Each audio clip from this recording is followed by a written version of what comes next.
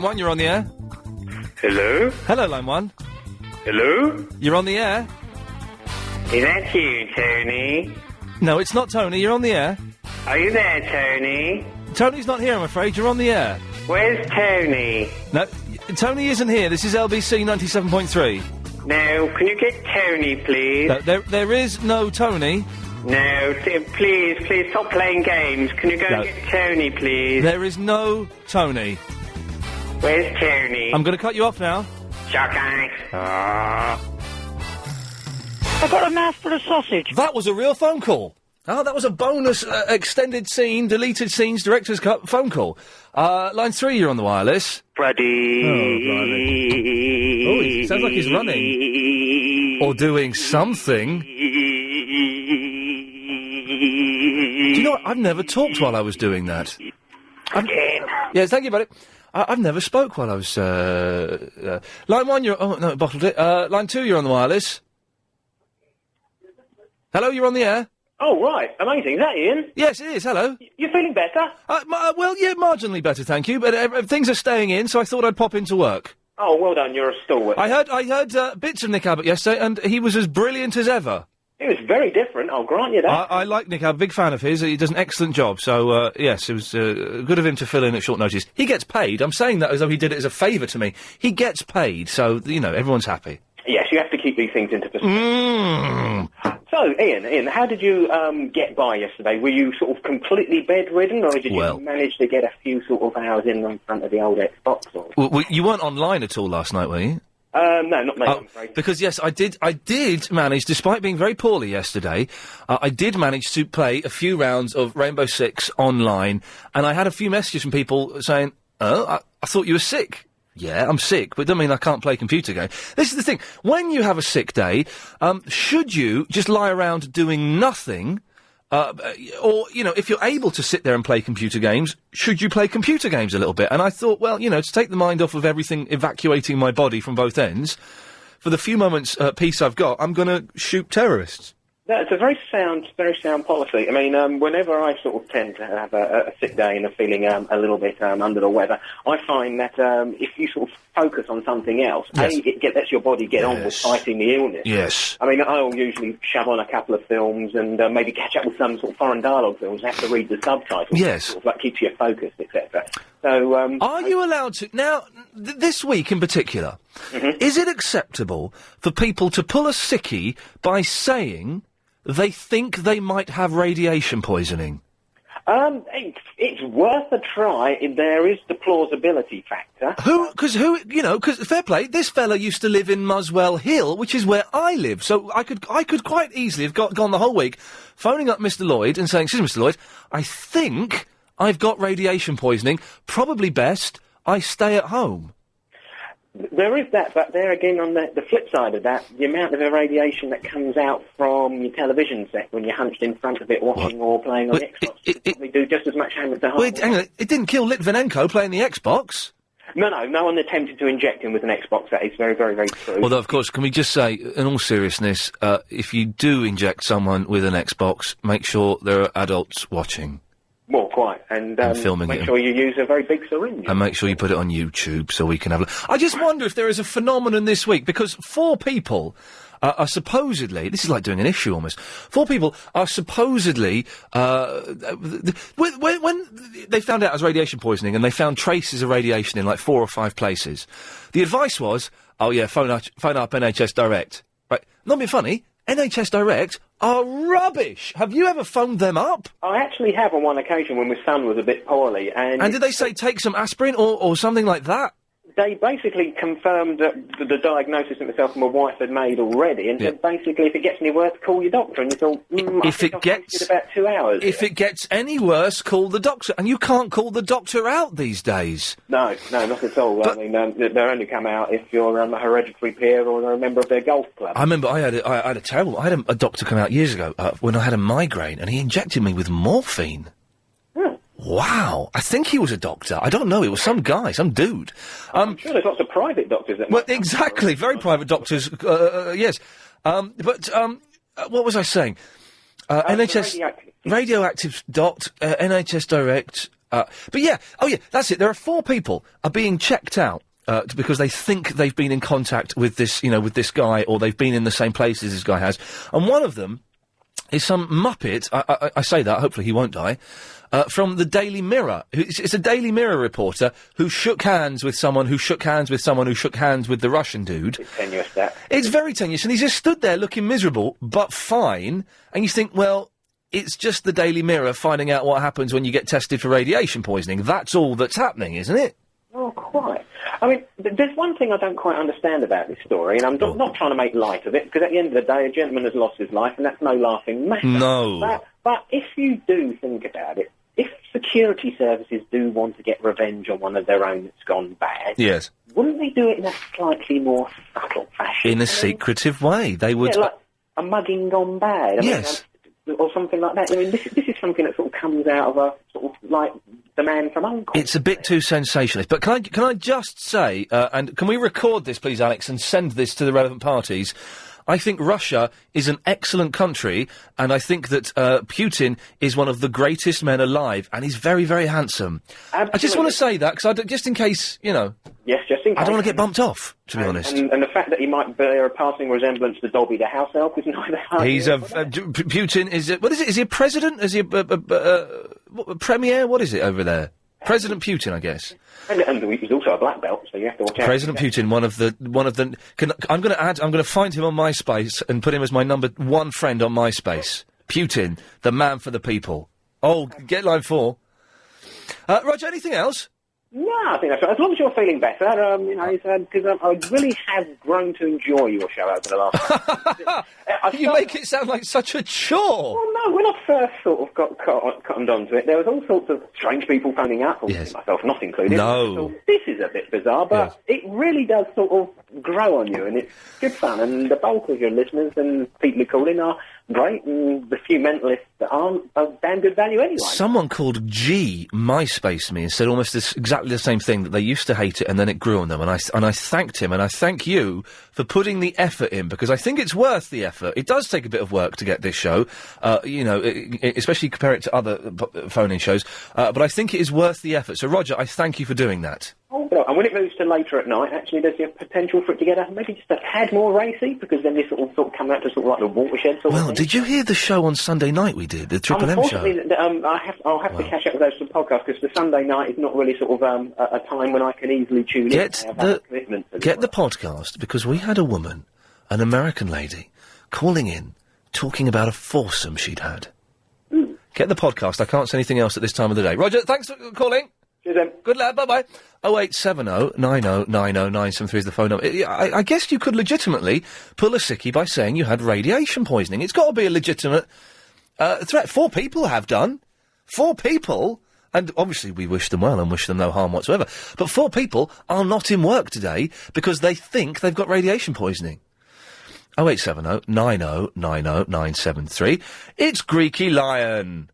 Hello, London. Hello, the world. Hello, Iain Lee. How are you, mate? Oh, I'm good. I've not spoken to you for a long, long time. For a while, mate. Hang on 1 second, Greeky. Just wait there. Line 2, you're on the wireless. Hello? Hello. I've got radiation poisoning.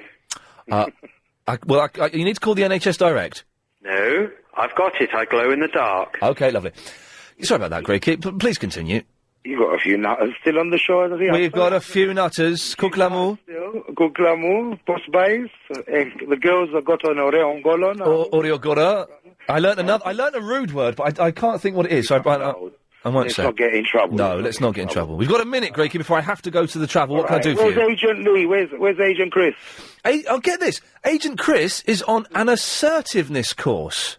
Okay. And he's getting assertive about what exactly? I don't know. I'm scared to find out. I know that Bob, Clive Ball's Bob, went on an assertiveness course, and I heard him last night, and he was bossing Clive around, so I'm hoping there'll be none of that. So they've changed when they come back from the course. They get a bit more bossy. They get a bit more bossy. So Agent Chris isn't here today, but Helen behind the glass is producing again and doing... Hello, Helen. I thought I recognised the voice. Yes, that was her voice, yes. Very recognisable. We've got 25 seconds. Lovely show. Keep up the good work, mate. And soon we're going on to the outbreak for the adverts. Lovely. Well, not quite the adverts. It's the travel. Leave that bit to me. Got to say, though, world record, that's the first time Greeky Lion has phoned up and not tried to play one of his crappy Mediterranean reggae songs. So that's a bonus. 0870, he's a nice lad though, by the way.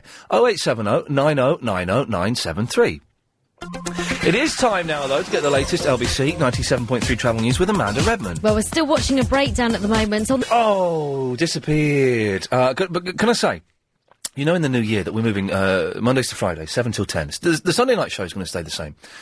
And if you missed it this Sunday, 10 till 1 in the evening, get the podcast, because it was filth. Absolute filth.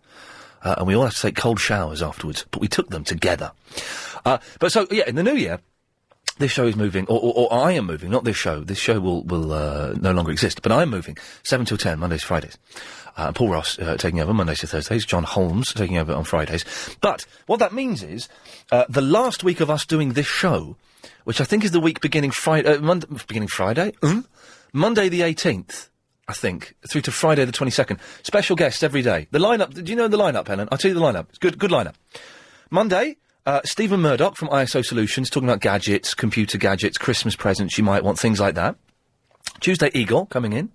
Wednesday, Eduardo, coming in, playing his funny foreign music. Who have we got coming? Thursday, Frank Sidebottom. Friday, some freaks who phone the show up. So the whole week, it's going to be like a crazy party. Don't turn up at the studio unless you've been invited, okay? Because we will turn people away. And anyone that phones up and asks to come to the studio will, by default, not be allowed in. So leave it to us. But it's going to be a good week. Now, today's show, 0870 9090 973. Is it a legitimate excuse to phone up and say, I think I've got radiation poisoning? Got to go for a checkup. Just staying indoors all day. That's going to be a legitimate excuse. And I'll tell you after 3:30, actually. A girl I saw who didn't know how to use a supermarket checkout. It blew my mind. But first of all, it's Susie. Hi. Oh, I think I've just about forgotten what I was going to say. That's a shame. I bet you can remember, though, can't you? Yes. No. No. Wonderful. Do you know the last few months, having not liked you in the first place, the last few months, I have literally had so much fun listening to you. Well, that's a turnaround. I mean, I literally had to clutch my hernia as Jesus. listening to you. Okay, well, I'm glad. That's good. What was the point? I just wish you weren't moving. Well, come and listen to me in the evenings. Yes, I will. Well, then I will. What was the point? No. What was the point? Let me finish the question. Yes. Jeez. What was the point that you stopped disliking me and started liking me? So I can remember and maybe use it again. There wasn't a point. I just got annoyed with you earlier on in the year. Yes. I just didn't quite sort of hatch on to what you were about. No. And then about in the summer. Yes. And in the autumn, I just couldn't stop laughing. Shut up, I got addicted to you. Have you ever peed in a swimming pool? She's got it. She's there.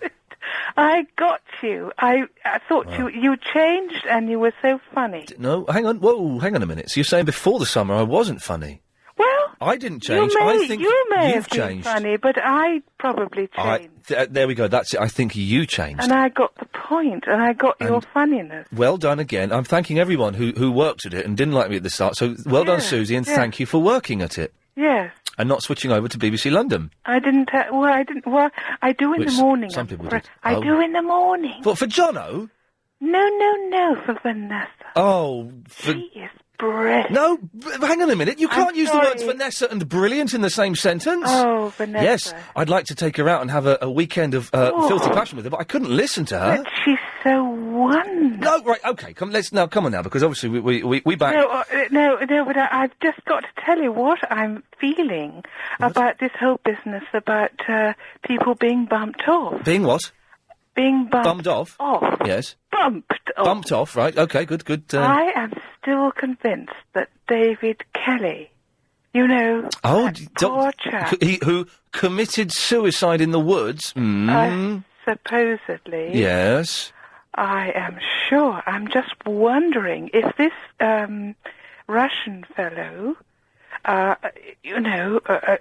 so cleverly... What did they do to David Kelly? Hang on, what's that got to do with the Russian fellow? What? What's that got to do with the Russian fellow? Well, I mean, they can go around bumping people off, MI6 and MI5, and how did he end up dead on some hillside? Yes. David Kelly. Yeah, I know David Kelly, yes. I know, but... I used to go to school with a kid called David Kelly. He didn't commit suicide. And no, he didn't. He went on to become a scientist, I think. Not David Kelly, Christopher Kelly. No, it was David... Which was also the name of the guy that used to host... did he used to host the food and drink programme, Chris Kelly? I haven't a clue. Yeah, he did. It wasn't the same fella, because my Chris Kelly was black. I'm absolutely convinced that David Kelly was murdered. Okay. Everybody. I mean, a lot of people are. Even proper doctors. Proper doctors, not like those dodgy doctors you get. Proper doctors. Yes. And I just wonder how they did it. Yes.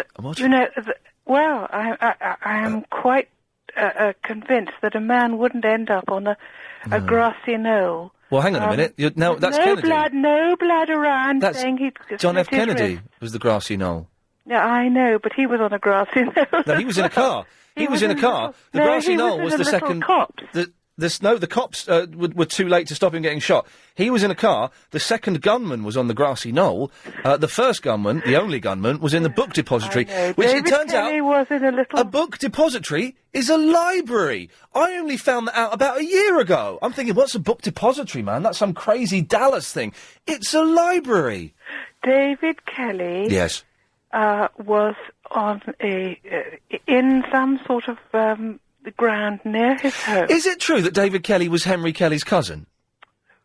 Shut up. You know what I mean. No, I'm being... honestly, I read this, that David... Because you know that Henry Kelly is related to Matthew Kelly. I read that David Kelly was Henry Kelly's cousin. Rubbish. But I just asked you. You know what I mean. No, but do you know what I mean? David Kelly was bumped off. He was what? And I just wonder how... I don't know anymore. What? I don't know any more Kellys. Oh, yeah. You know what I mean. Yes, I do. I think I do know what you mean. Yes. Yes. If you're not... yes, because I'm sure... look, the man... they said Have you seen Weird Science? They said that he'd cut his wrist. With Kelly LeBrock? And there was no blood. Kelly LeBrock? They said that he'd cut his wrist and he'd taken paracetamol. No blood. Goodness knows what they'd given him. Given him blood. Well, they bumped him off, didn't they? Yeah, they did. OK, Susie, thank you for that. Someone did. Yeah, well, I missed that last bit there. We were too busy trying to think of Kelly's, and I thought, actually, a man's dead. Probably a little bit inappropriate. But, you know, still a fun game to play. Philip! Good afternoon, Ian. I can't say how relieved I am to see your name up on my screen. I hope you feel better after your slight thing yesterday. What happened yesterday? Well, I was ill, wasn't I? Yes. We were told that you were poorly. Yeah, I was poorly, yes. Yeah, well, I hope you feel better. Thank you. Reason I've rung, today's Radio Times, there's a little piece about LBC. Oh, right, yeah. Well, they do a feature, The Face Behind the Voice. Yes. And this week it's David Prever. But hang on a minute, he doesn't... No. Work at... But I asked him, what was his worst... Salute the Preve. Yes. What was his worst moment? And it was what, when he got the sack... No. The day the switchboard blew up at LBC. What, blew up? During a 3-hour phone-in, without a phone, is an interesting experience. Really? I got a picture of him. He's a good-looking lad, isn't he? I like David. He's nice lad. He's a nice lad. It said he's 39. He said what? He's 39. Oh, it's an old article, is it? Out today. Yeah, all right. His ambition is to have more time... To talk to the callers. Well, he wants to broadcast from home. Oh, now, it's funny you should say that, because I'm looking at getting an ISDN line. If I had an ISDN line in my house, I wouldn't need to be here. Wouldn't need to be here. Wouldn't need to. I could do it at home. It would work. I'd have the computer up. Chris could let me know what callers are on the line. Yes. And I could do it from home. It's the dream gig, Do Philip. you enjoy travelling, don't you? No. You're coming down to LBC? No, I don't. Oh, dear. Stuff it. No, it'd be great, wouldn't it? Well, yeah, I mean, I suppose so, but you wouldn't feel the atmosphere. You wouldn't have Chris and Helen there. Yeah. Would you have them come round your house? Would I, El? No, I would not. That's all part of the thing. It's all part of my great master plan to never meet people again. I don't like hanging out with people, for goodness sakes. You know, you were talking about excuses for having a day off. Yes. Well, the American comedian Jeff Foxworthy does a little feature on that, and he gives out one, which I found amusing, you may not. He suggests that you phone up and tell the boss you've got explosive diarrhea.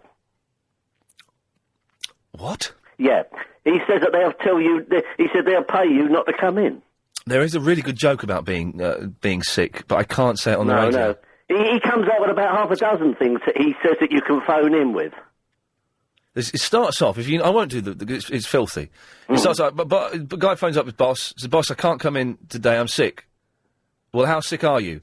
And then the punchline. Yes. I mean, humour's an individual thing, isn't it? Some people find some things funny, some people find other things, not funny. Not funny, offensive, and downright vulgar. Anyway, I'm glad you're back on form. Oh, I've got an itchy ear. Oh, dear. I've got some little trouble in my ears at the moment, but a bit itchy. Oh, dear. Never mind. Philip, thank you for that. Okay, Ian. Good lad, bye-bye. There we go, nice fella, I like Philip a lot. So, what are we doing today? We're asking... we're kind of just chatting. For some reason we started talking about David Kelly, and then we talked about famous Kellys, and we are asking, is it okay to phone up and pull a sickie by saying you've got radiation poisoning? It has to be, it's in the news. Oh yeah, what's about in the news? What happened to bird flu? Do you remember bird flu? What happened to that? Well, we should all be dead by that now. 0870 90 90 973. More champagne, dear? Giselle, I've got 30 seconds, it's all yours. Oh, I just wanted to find out more about when you're leaving and what you're doing. Because I must admit, I just only heard about it. When I'm leaving, my last show in this slot is on Friday the 22nd of December. Then I come back 2 weeks later on Monday, I think it's the 8th of January, 7 till 10 in the evenings. Where are you going for your holiday? Nowhere, we're not going anywhere. Oh. Just having 2 weeks off. Oh, I see, okay. And who's leaving then? Well, now there's a question, isn't it? 0870 90 90 973. David Kelly, famous Kellys, and radiation poisoning. That's been the first 30 minutes of the show. Pretty darn good, I think you'll find. You can email as well, by the way, iain@lbc.co.uk, although, don't bother. Really. It just slows things down, the emails. I only use them if I'm really short of calls or, so. Dion is in Langley. Hello, Dion. All right, Ian. Hey, Dion, how's it going, man? It's my last night in the country. Why, what's happening? I'm going to Macedonia tomorrow morning. You're going to Macedonia? What's that for? Something to do with this, Alexander geezer. We should say, for anyone who's new to this, that Dion works for MI6. I can't say too much. Can't say too much. You tell me to stop if I give away too much. He's a spy, and he kidnapped someone in China once. Yeah. Okay, so you are going Fed to... him LSD. And you did what? Fed him LSD. You fed a Chinese gentleman LSD? Yeah. Wow. It makes them talk. It makes them talk gibberish, doesn't it? Yeah, but they come out with so much rubbish. Yeah, I know. I've seen people who've taken LSD. Yeah, it's lysergic diethylamide. 25. That's the full. Is it? It's 25 is at the end of it. It's a thing. I don't know why I'm saying that. So, have you taken any LSD 25 today? No, I haven't. No, I don't take it. It makes Jimi Hendrix sound like a I don't take drugs. No. Well, I just bought a bottle of wine. Alcohol's a drug. It's not, it's a drink. Well, I haven't owned it yet. No. Right, so, you're supposed to be going to Macedonia. Yeah, I was supposed to be going today, but Bryce Norton was shut down. Oh, blimmin' heck. Yeah, That's a military... I was supposed to be going 4:30 this morning. I've been awake all night. So it's a military airbase? Yeah, Bryce Norton in Oxfordshire. Okay. And what are you going to do when you get over to Macedonia? Prop my arse in a hotel. Right. Are you, anything else? You can't say? Not really, no.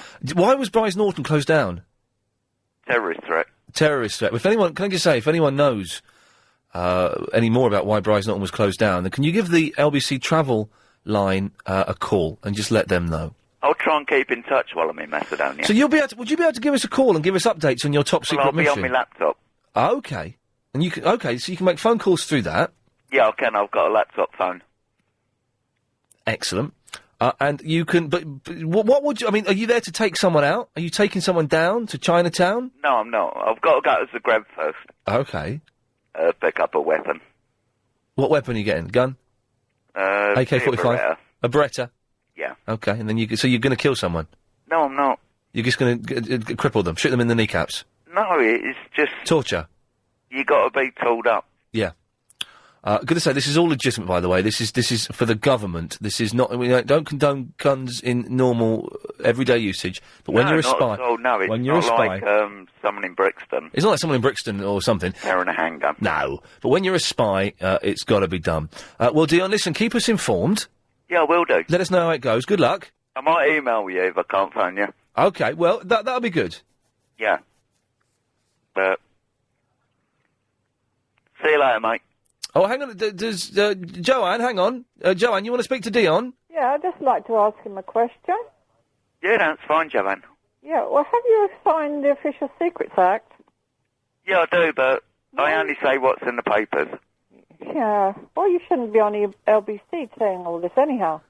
Yeah, of course I can. Why do you get out of it? I like talking to Ian. Well, you should talk about other things. Why, John? It's interesting. You don't want to know what the spies are up to? No, I signed the Official Secrets Act and I don't talk about it on LBC or any other. Why did you sign the Official Secrets Act? What do you do? I'm not telling you. Well, there you go. But you've told us if you've signed the Official Secrets Act, you're not allowed to tell me that you've signed the Official Secrets Act, are you? Yeah. Because that's a secret, officially. No, it's not a secret, no. Are you a spy? Ian, though, I mean... I'm not a spy. Everything goes in the papers now. Exactly. It's all in the papers, Joanne. I mean, you read about that Alexander. Yeah? What? You know, I mean... Yeah. Okay. Dion, do you recognise Joanne's voice? Is she one of the lady spies that you've had to make love to save a country? No, it's not like that. Is it not? Joanne, That's why I talked to Bob last night. Joanne, are you a honey It's trap? not like James Bond. Are you a honey trap? No. No, okay. Double Ian, bluff. it's not like James Bond. What's it like then? Man from Uncle? Oh, you're so funny. No, I have to stay in some shabby... Hotel? Yeah. Okay. Okay. So, Joanne, you're disappointed that Dion is potentially breaking the Official Secrets Act. Oh, I think so, yeah. Why did you sign the Official Secrets Act, Joanne? I'm not telling you. You nearly did, though. I reckon 3 more direct questions and you'll give me the answer. No, I won't. Okay. I reckon she was in the army. Yeah, I reckon she was in the army. Yeah, I was in the army. Yeah. Well, there you go. She just told us. Joanne, thank you very much for that. Dion, thanks a lot. Cheers, mate. Good lad. There we go. 0870 90 90 973. David is in the Southgate. Ian, good afternoon. Good afternoon, David. In Islington now, but what? How can you be that? I mean, I think you need some more spies on the programme. I think they had a certain amount of flavour to the actual tone and theme of things. It doesn't get any more exciting than having a spy. What are you doing, David? What do you mean? Was this funny noise? Oh, I've got a hands-free. I've just parked the car, pulled the car over, so I don't smash the car into something. Well, you couldn't pick up, could you? Yeah. Because hands-free, I don't know, whoever invented hands-free should be shot, because it's awful. There we go. Is that better? That's better. I've got the full timbre. Other things, Ian. I hope you don't mind. Go for your life. I know you don't like talking about Lost particularly, but I haven't seen the new series. I think it's Series 3 until last weekend. Yes. And I managed to catch 3 of them. The problem is my Sky card and everything is abroad. So I miss out when I come back to UK. Oh, you damned fool. Oh, but it was fantastic. Isn't it superb? It is the best. Hey, I didn't understand what you were talking about. Now I realise. I've just found out. Now, I'm probably not supposed to say this, but I'm going to say this. There's a couple of 30-minute sort of documentaries. I use that term very loosely about Lost going to be on Sky. Right. And I'm filming a trailer for it, but they're going to film it. This may or may not go ahead.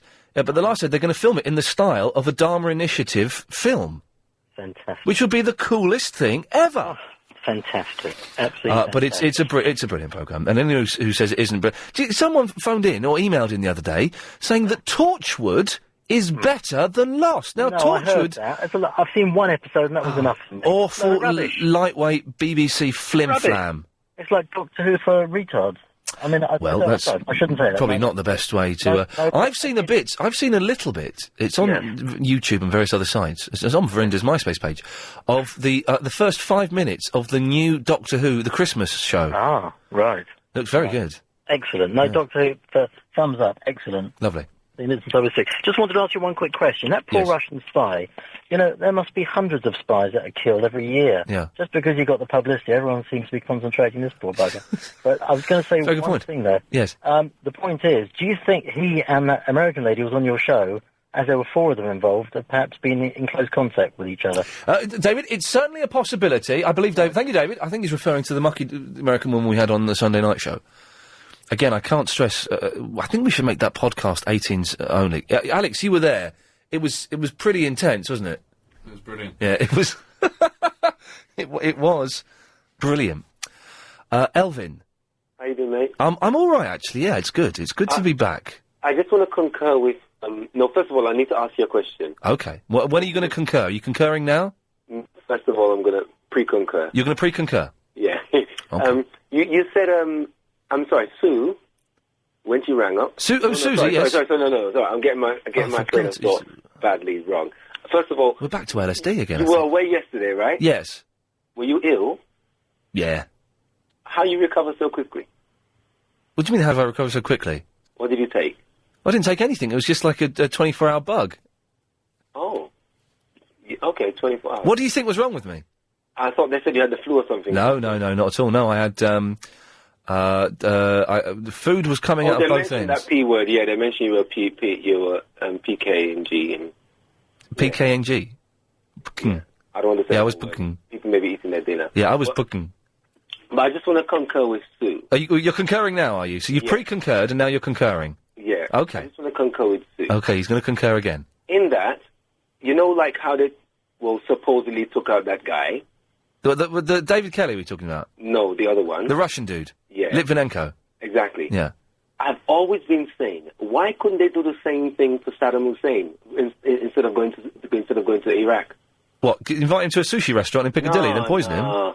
Just do it the secret way they can do it. I don't even like sushi.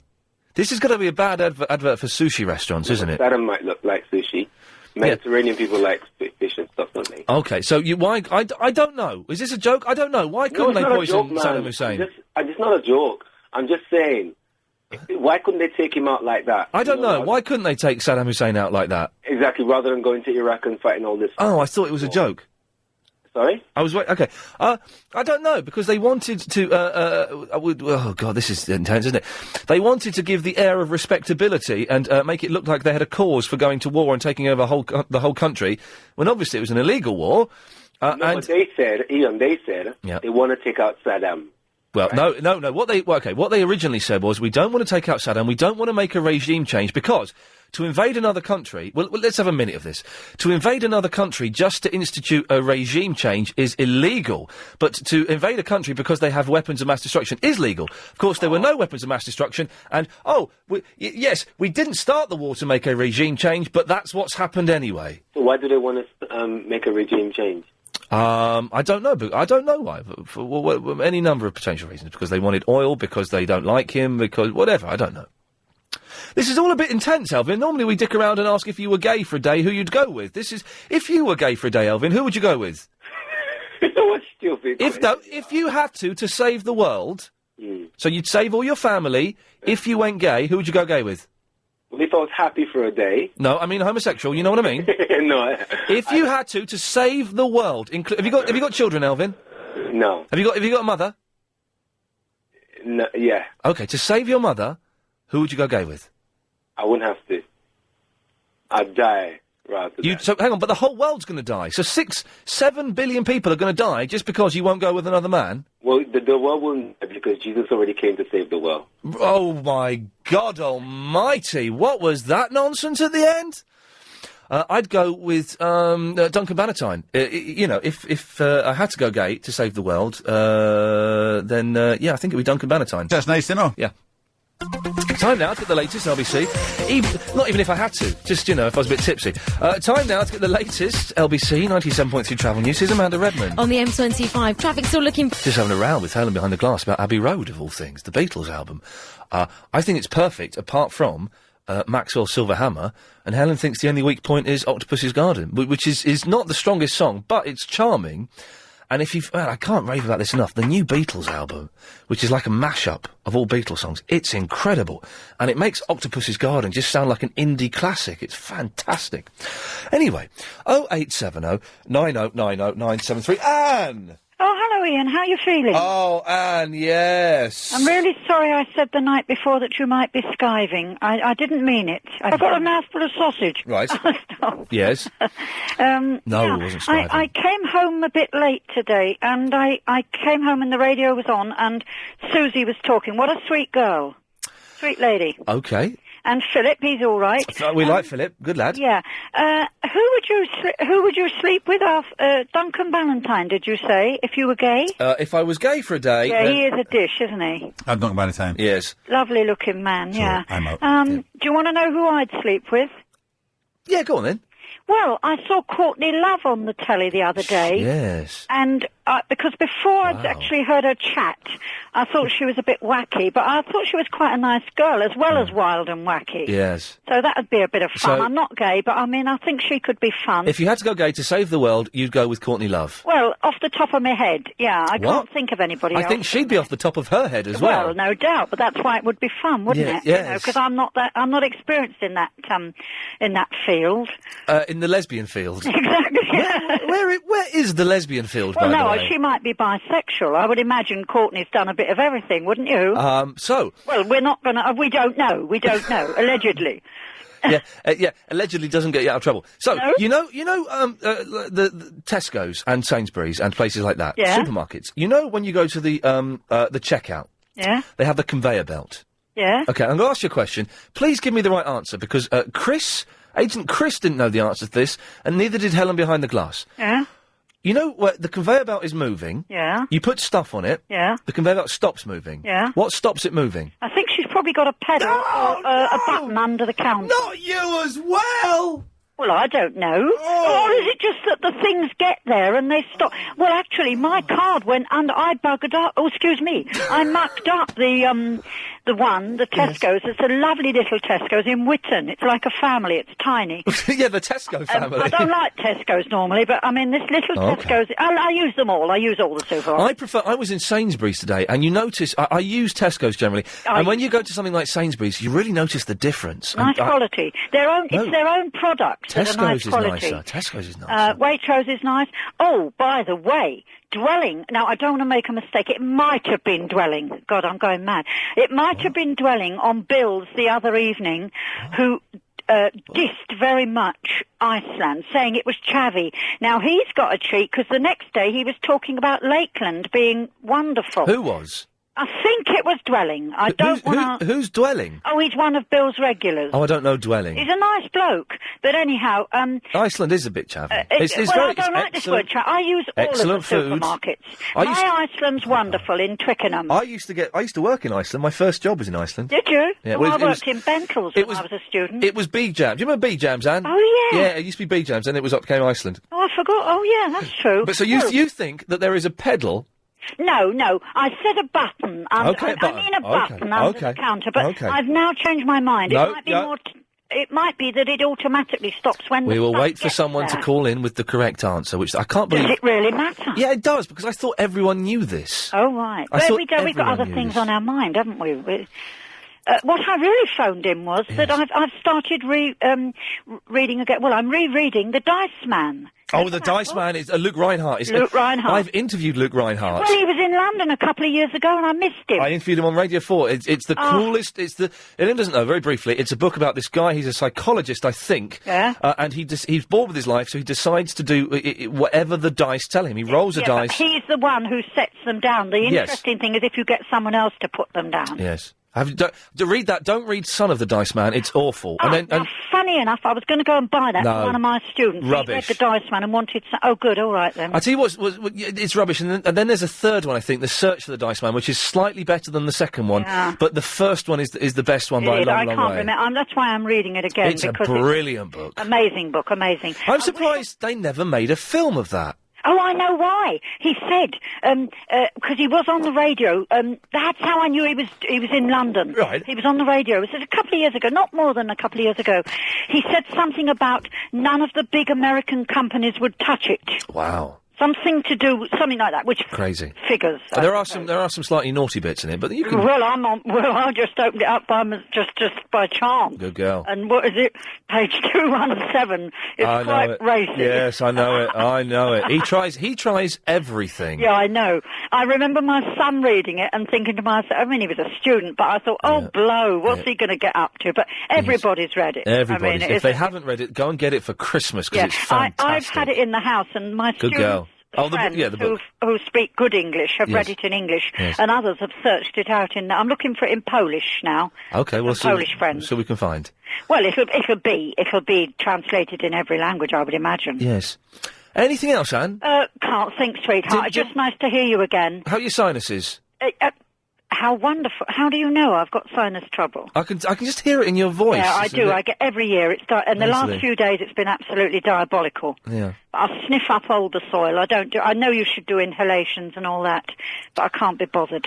I live with it, you know. Well, it doesn't... And take care of yourself, won't All you? right, my love. You take care as well. Fantastic programme. Don't eat cheese and don't drink dairy. I do all that. Well, that's why your sinuses are so bad. Right, I shall do that now. Good I girl. will not eat cheese. What, forever? Yeah, until your sinuses clear up, because cheese and dairy and everything knackers your chest and You're your right, pipes you're and right. things. Okie dokie. Thank you, Anne. You take care. Bye, love. All right, so there we go. That's the question of the day.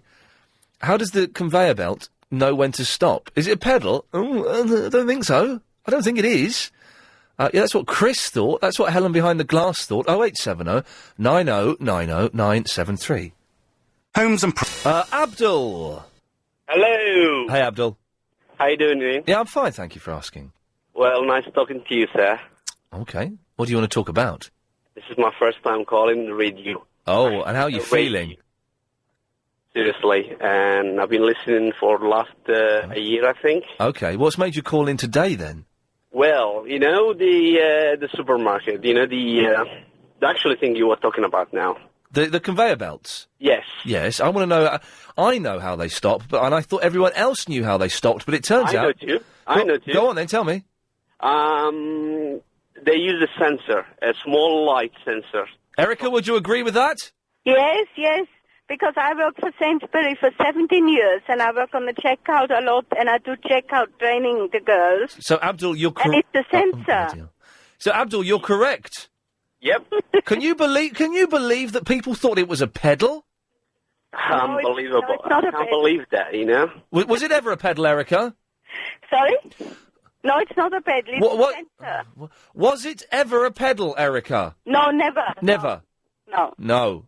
Well, there you go. There's no prize. It was a little man underneath.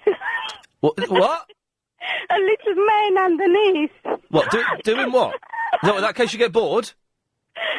Sorry? Is that in case you get bored? Yes. Blimey, that's not a bad job, is it, Abdul? And in case I would there's something romantic to you, so you don't get bored with work. Abdul, listen. Thank you for that.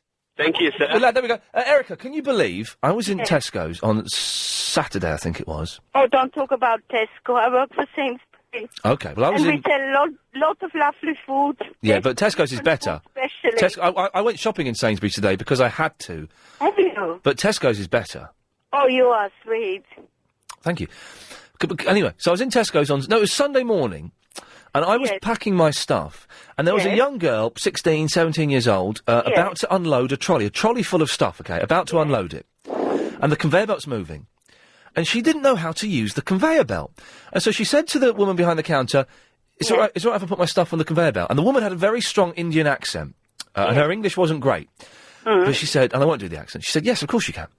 So the girl put the first thing on the conveyor belt, and then when it got to the laser bit, the sensor that stops it, she picked it up again. And she says, oh, I've broken the conveyor belt. And the woman's going, no, put the shopping down on the conveyor belt. And she put it down again, and then it got to the sensor and it stopped, and she picked it up, and she kept saying, oh, I've broken the conveyor belt. And the woman was trying to say, in not brilliant English, no, it's meant to do that. There's a sensor, when it reaches that point, it stops. Just keep... Can you believe, though, this girl had never used a supermarket checkout before? Well, she hasn't been trained properly then. She hadn't what? Erica? David. Erica? Yes. What? Yes, Ian. Ian. What? She didn't have proper training. No. Oh, God. No, not the girl working there. This was a Yes. girl buying stuff. Oh, everything was flying. It was back to LSD again. No. No, it was... Right, OK. Ian, what Sainsbury did you go to? No, it was Tesco's, Erica. Oh, it was... Oh, Tesco. Oh, Tesco's no good. Oh, God. So, well, it's been an action-packed show so far. We've spoken about the Russian spy. Just admiring that the Pope is in Turkey. I don't know the title for the Muslim dude that he's with, but it's like the head of the Muslim church. I don't quite know what the dude is, so apologies there. But I was trying to work out who looks the coolest, and the Muslim dude's outfit is pretty cool. Really nice jacket, really nice hat, but the Pope's got a cape. Now that is fantastic. I don't like the skull cap; doesn't really work for me. I'd be just nervous it was going to fall off or something. But the cape is cool. If there was some way of combining those two outfits, then well, it'd be a lot more peaceful place. So, 0870 9090 973. Russian spy pulling a sickie by saying he got radiation poisoning. David Kelly, famous Kellys. We've all been addressed. But let me explain. Maybe I didn't explain the story well enough before. Let me explain it again. I was in a supermarket at the weekend, and a girl went up to the counter, a customer, she was about 16, 17, a trolley full of shopping. She didn't know how to use the conveyor belt. She asked the woman behind the counter if she could put her stuff on the conveyor belt. The woman said yes. She put her stuff on the moving conveyor belt. When the conveyor belt stopped because of the beam, not because of a foot pedal, the girl panicked, picked the stuff up and said, "Oh, I'm sorry, can I put the stuff on here?" Yes, she thought she'd broken the conveyor belt. How insane is that? That's incredible, isn't it? 0870 9090 973. If you've ever been confused by a conveyor belt. I wasn't that confused the first time. I used one of those self-service checkouts in Marx's, in Oxford Street. They're good now. They're good fun. I wouldn't do it if I had loads of stuff to do, which you can do in some shops. I do it if I've got a sandwich and a packet of crisps. Ned Kelly, Gene Kelly. I'd use that if I've got a couple of things, but they're fun. It makes you feel powerful. But they're quite slow. I still think sometimes it's quicker to queue up. 0870 9090 973 is the phone number. Diane is in the cold. Hello? Hello, Diane. Hello, Ian. How are you? Good. Ian, my friend and I, we're in the car now, and, we've had to turn you off, but she wanted to listen, because this is her question that she's posing to you. Okay. We were discussing it on our way to France this morning. We're just coming back from the booze run. Oh, the booze cruise. And Your friend sounds like she's had a few already. No, we haven't had any yet. Okay, no, it's tempting though, isn't it? Very tempting. Yeah, we were talking, we had a subject going on this morning about 7:30. Yeah. And Leslie is sitting here driving, and that's why I'm speaking to you. Okay. She posed a question and said, "Do you think that gay men smell like heterosexual men?" And I said, "Well, what do you mean?" Wow. And she said, "Well, men have a masculine smell, like her husband, her son. They have like a masculine smell. Masculine? You know, when a masculine smell. Masculine? When you open the door and you have a man. They smell of men. Well, we're not saying that it's a nasty smell. We're saying it's a nice smell, but we want to know if gay men have the same sort of smell." Well, it's all of the gays I know. I'm trying to think if there are any exceptions. With possibly one exception, all of the gay men I know smell delightful. They smell delightful. They're more. They're certainly more open. These are generalisations, but you know everything's a general. More open to experimenting with scents, as in the smell scent. Yeah, but Leslie's saying her husband smells delightful because, I remember years ago, my dad had a masculine smell in his room, but it was different. It wasn't horrible. Sweaty. But we wanted to know if gay men have this. I don't know whether it's to do with testosterone or something. So do you mean a different smell when they're not covered in perfumes and things like that, as men are wont to do, when they're completely perfume, the natural smell, naked of smell? Is the gay men smell the same as heterosexuals? Yeah, the body odour. Oh, God, Leslie's obsessed. Is she one of these smell fetishists? I don't know, but she's stopped now. You speak to Ian, please. Hold on. God. You'll get me nicked. You're some kind of pervert. Obviously, you pulled over. I'm not. I haven't pulled over. We're in the traffic as usual. Oh, no, you pulled over, haven't you?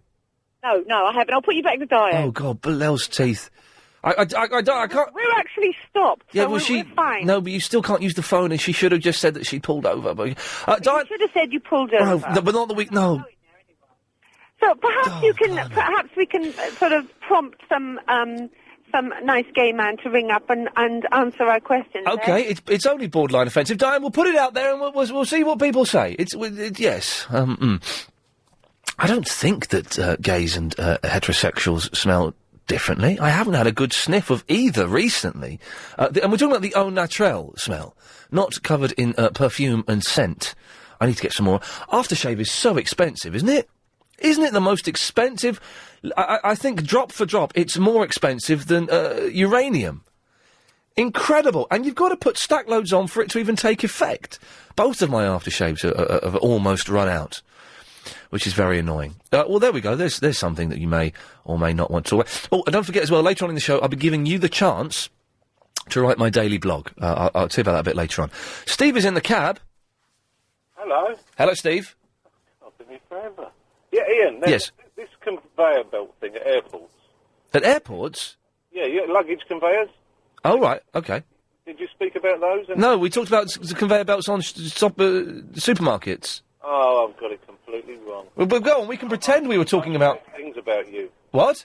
I said such terrible things about you. Well, it turns out you're the one that's the idiot. Yeah, exactly. But okay, we were talking about conveyor belts in supermarkets. You want to talk about luggage carousels? I don't now because I'm going to make myself look like even more. Oh, carry on then, Steve. Well, I thought you were saying that luggage around conveyors at airports are stopped by a beam, but how could that be? Because they go round and round and round. How could it be? Exactly, it can't be, can it? No, but yet in supermarkets, it can be.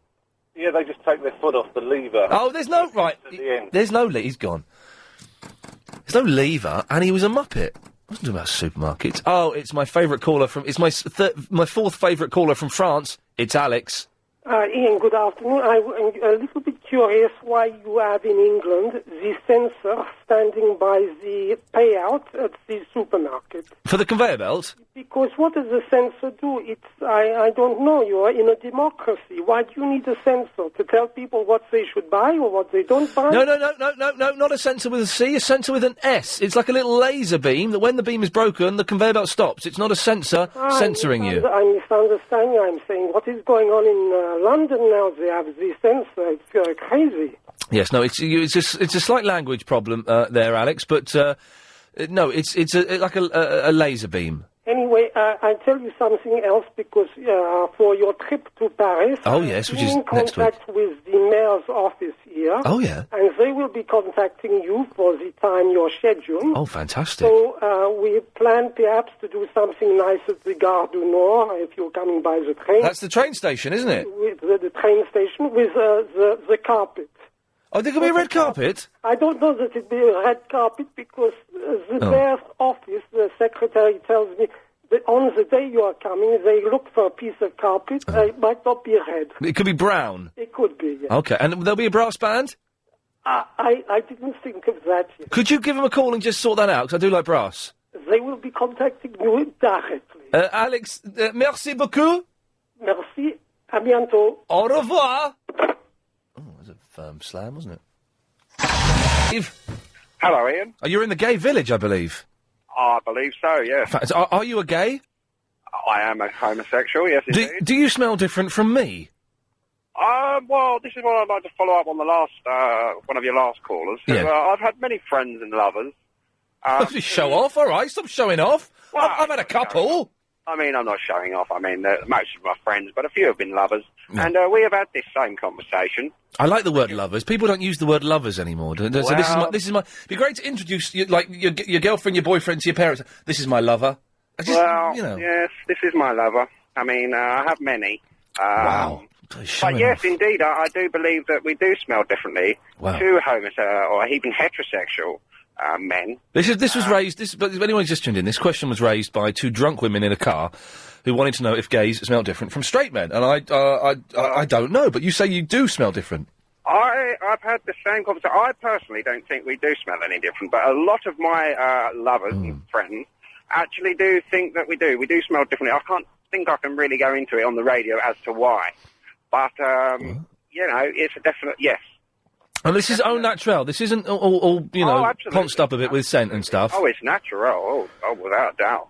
Oh, I say. It's excited you, even the thought of the smell, hasn't it? Well, I'm excited. Well, this is the smell that excites you, you know. Wow. It excites me and a lot of my friends. I don't really... I didn't... Do you know what? I don't really know what I smell like. I know what... Sometimes when I've been really, really sweaty and I stink, that's quite a satisfying smell. Well, I like it myself. Oh, okay. You know, the body odour kind of smell. Yeah. That's not bad, but this is not the kind of smell we're talking about, you know. Okay. I'm confused, but I don't want to probe any deeper. Oh, I wouldn't probe any deeper than you have to, Ian. Steve, you're a good lad. Thank you for that. Thank you. There we go. If anyone's got any more evidence that either supports or I don't know why they wanted to know this, but the phone number, if you want to give us a call and take part, and we're talking about other things as well as that. We're how does supermarket checkouts work? Well, we've explained that now. It's an infrared beam. But I saw a girl at the weekend who'd obviously never been shopping before, and she didn't know how to use the checkout. It was amazing. 0870 90 90 973. Famous Kellys. I think we've kind of knocked that on the head. I don't know if you've got any famous Kellys, then you can give us a call. And other stuff coming up. But 0870 90 90 973 is the phone number. ian@lbc.co.uk. Jonathan! Oh, hello, Ian. How are you? All right? Yeah, I'm very well, thank you.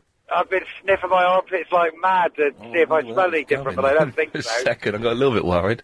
Yeah. And I'm glad you didn't probe that any further. Yes, I don't know why... I suppose there is, I suppose gays and straights could spell differently because of testosterone levels, chromosome levels. I don't really know. I don't know why we smell the way we do.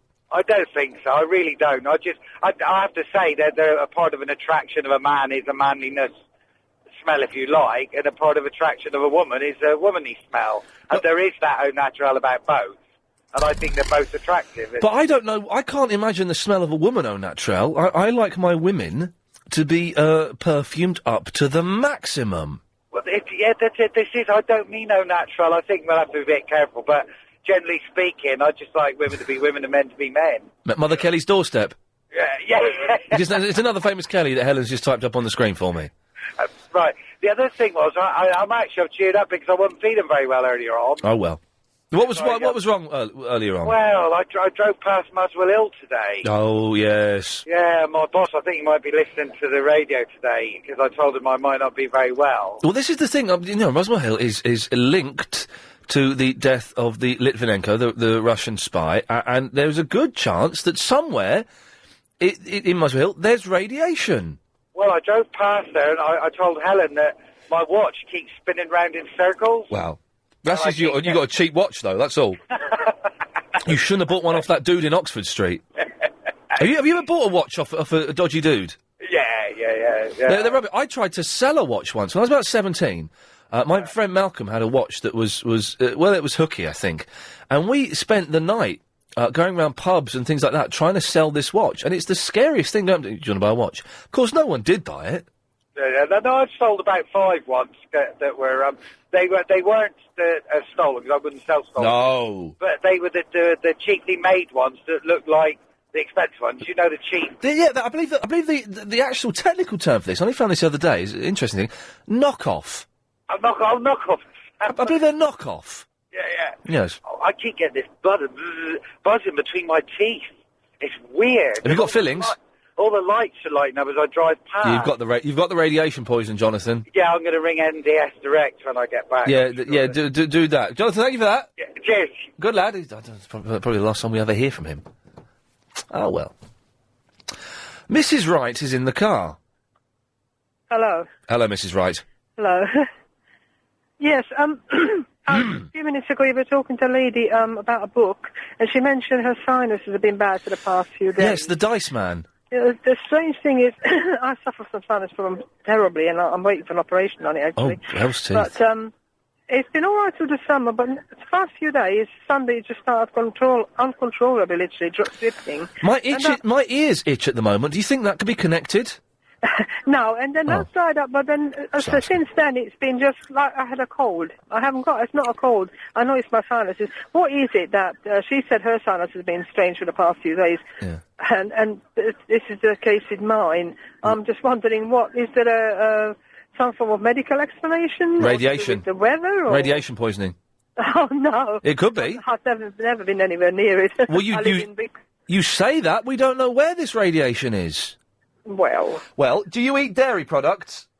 Oh, yes. Well, then you should stop. That's a basic. Cheese and milk are really bad for sinuses.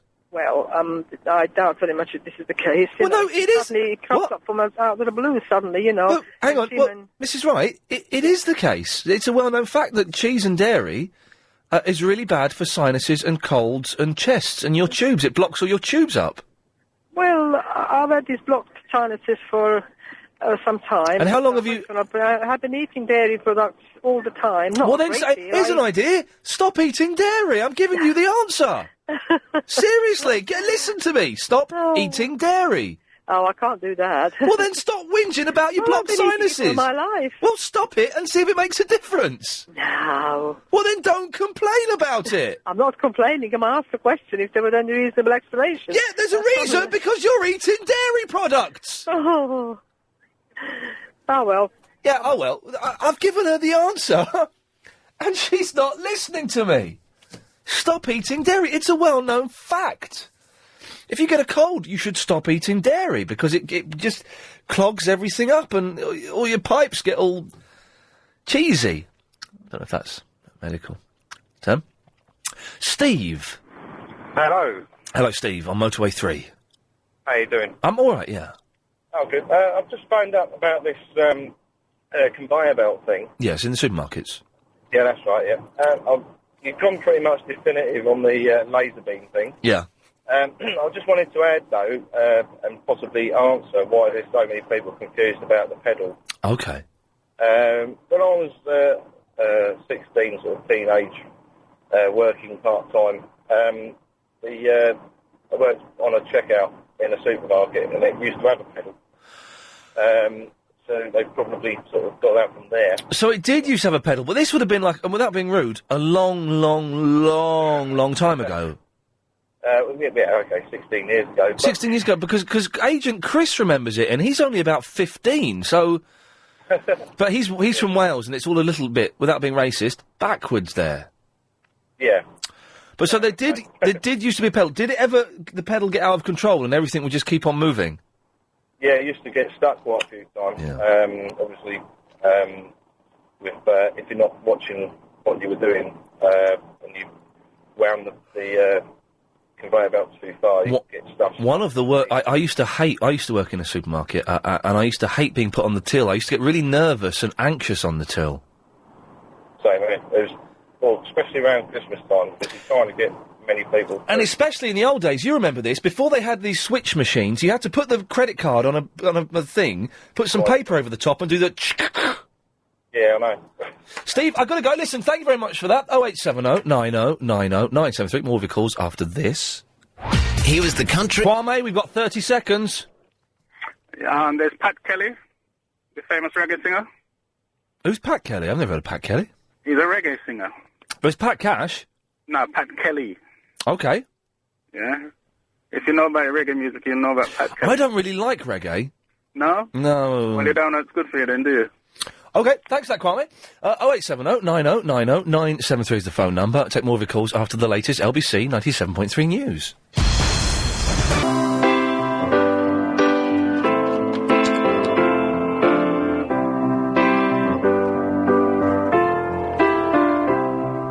Joan's in North Finchley. Hello, Joan? Hello, Joan? Joan? I think Joan's put the phone down. We'll try Joan again. We'll get Joan back. Well, but let's just take this one. Line 5, you're on the wireless. Hello, Ian. Hello, you're on the air. Oh, very good. Listen, this business with the war in Iraq. Yes. I think we could do with some help from the Russians. Maybe they could invade Iraq from the rear with some help from Greece. Yes, I see what you've done there. It's a really badly worded, clumsy joke. Is Joan back? No. Hello, Joan? OK, this could go on for some time. While we're waiting for Joan, let's go to Zara. Hello. Hello, Zara. I was going to tell you that, you know, when you first came on LBC... Yeah. I really, really hated you. OK. And so much so that I'd have to kind of run across the room and switch the radio off. Wow, I caused you to run across a room. I'm genuinely smiling now. Thank you. Yeah, no, really, I really That's just brilliant. thought, I can't stand this guy so much. But now I love you. Okay, this is the third person or the fourth person today that's told me this. Lots of us. We're a whole group. What was the turning? Was there a specific point we thought, actually, that's not bad, or what was it? Well, kind of, because you know when you kind of had your own regular evening slot. Oh, the weekend evenings. Yeah. Yeah. It was sort of before then that I hated you, and then once when it was near, like probably just a few weeks before the end of that, then I accidentally listened to you. Uh-oh. And but I thought, actually, he's kind of improved a bit. He's not as bad, because you had all these kind of cringe-making moments before. What did I? What were the cringe-making moments? Well, from what I remember, obviously it was quite a while ago now, but just you would sort of say things, and I think that's just not funny, and you know, and then there was all these kind of embarrassing silences and stuff.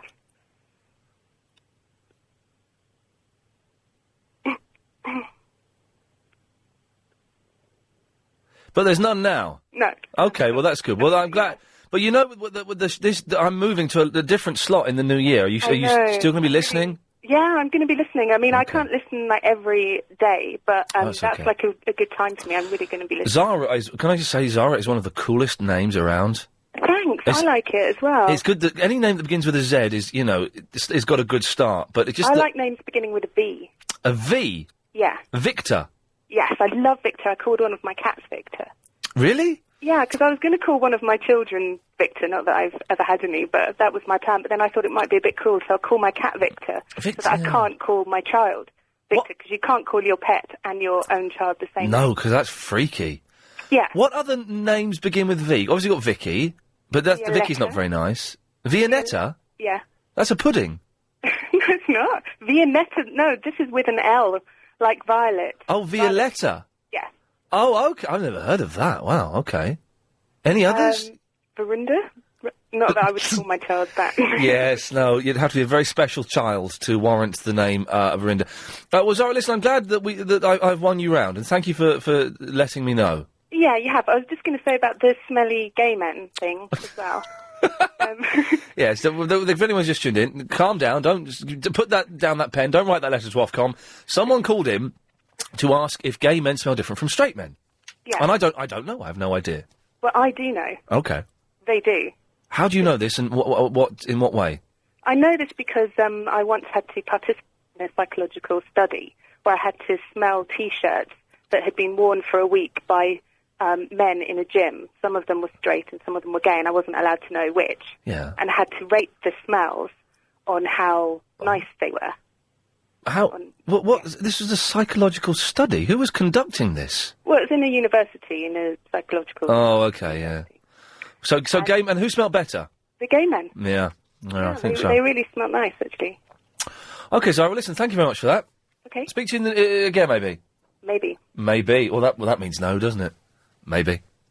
No, I think so, Ian. Did it once. I've gone back to thinking you're an idiot again, actually, to be honest. Joan, are you there now? Oh, hi, Joe. Yes, I am, Ian. Hello, Joan. Yeah, hello, Ian. Hello. Hello there. Right. I was listening to Marcus Churchill's show last night. I heard a bit of Marcus last night. I couldn't sleep and I listened to a bit, and he's excellent, wasn't he? Oh, he is. Anyway, he gave us a riddle, you know. Can I just say, by the way, he's off tonight, I think. I think Bill Buckley's in tonight. Sorry?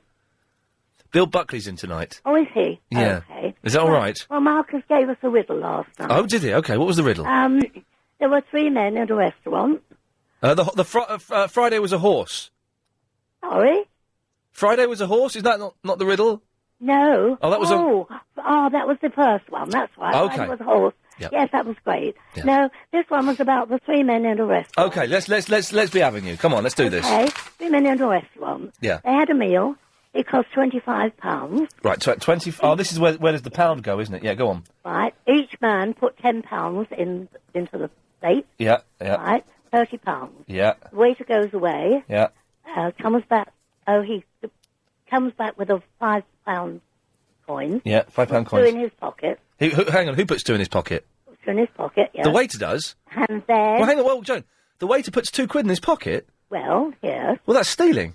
Well, then let me finish it. But hang on, I'd say, hang on a minute. Wait, put that back on there. We've not said you can have a tip.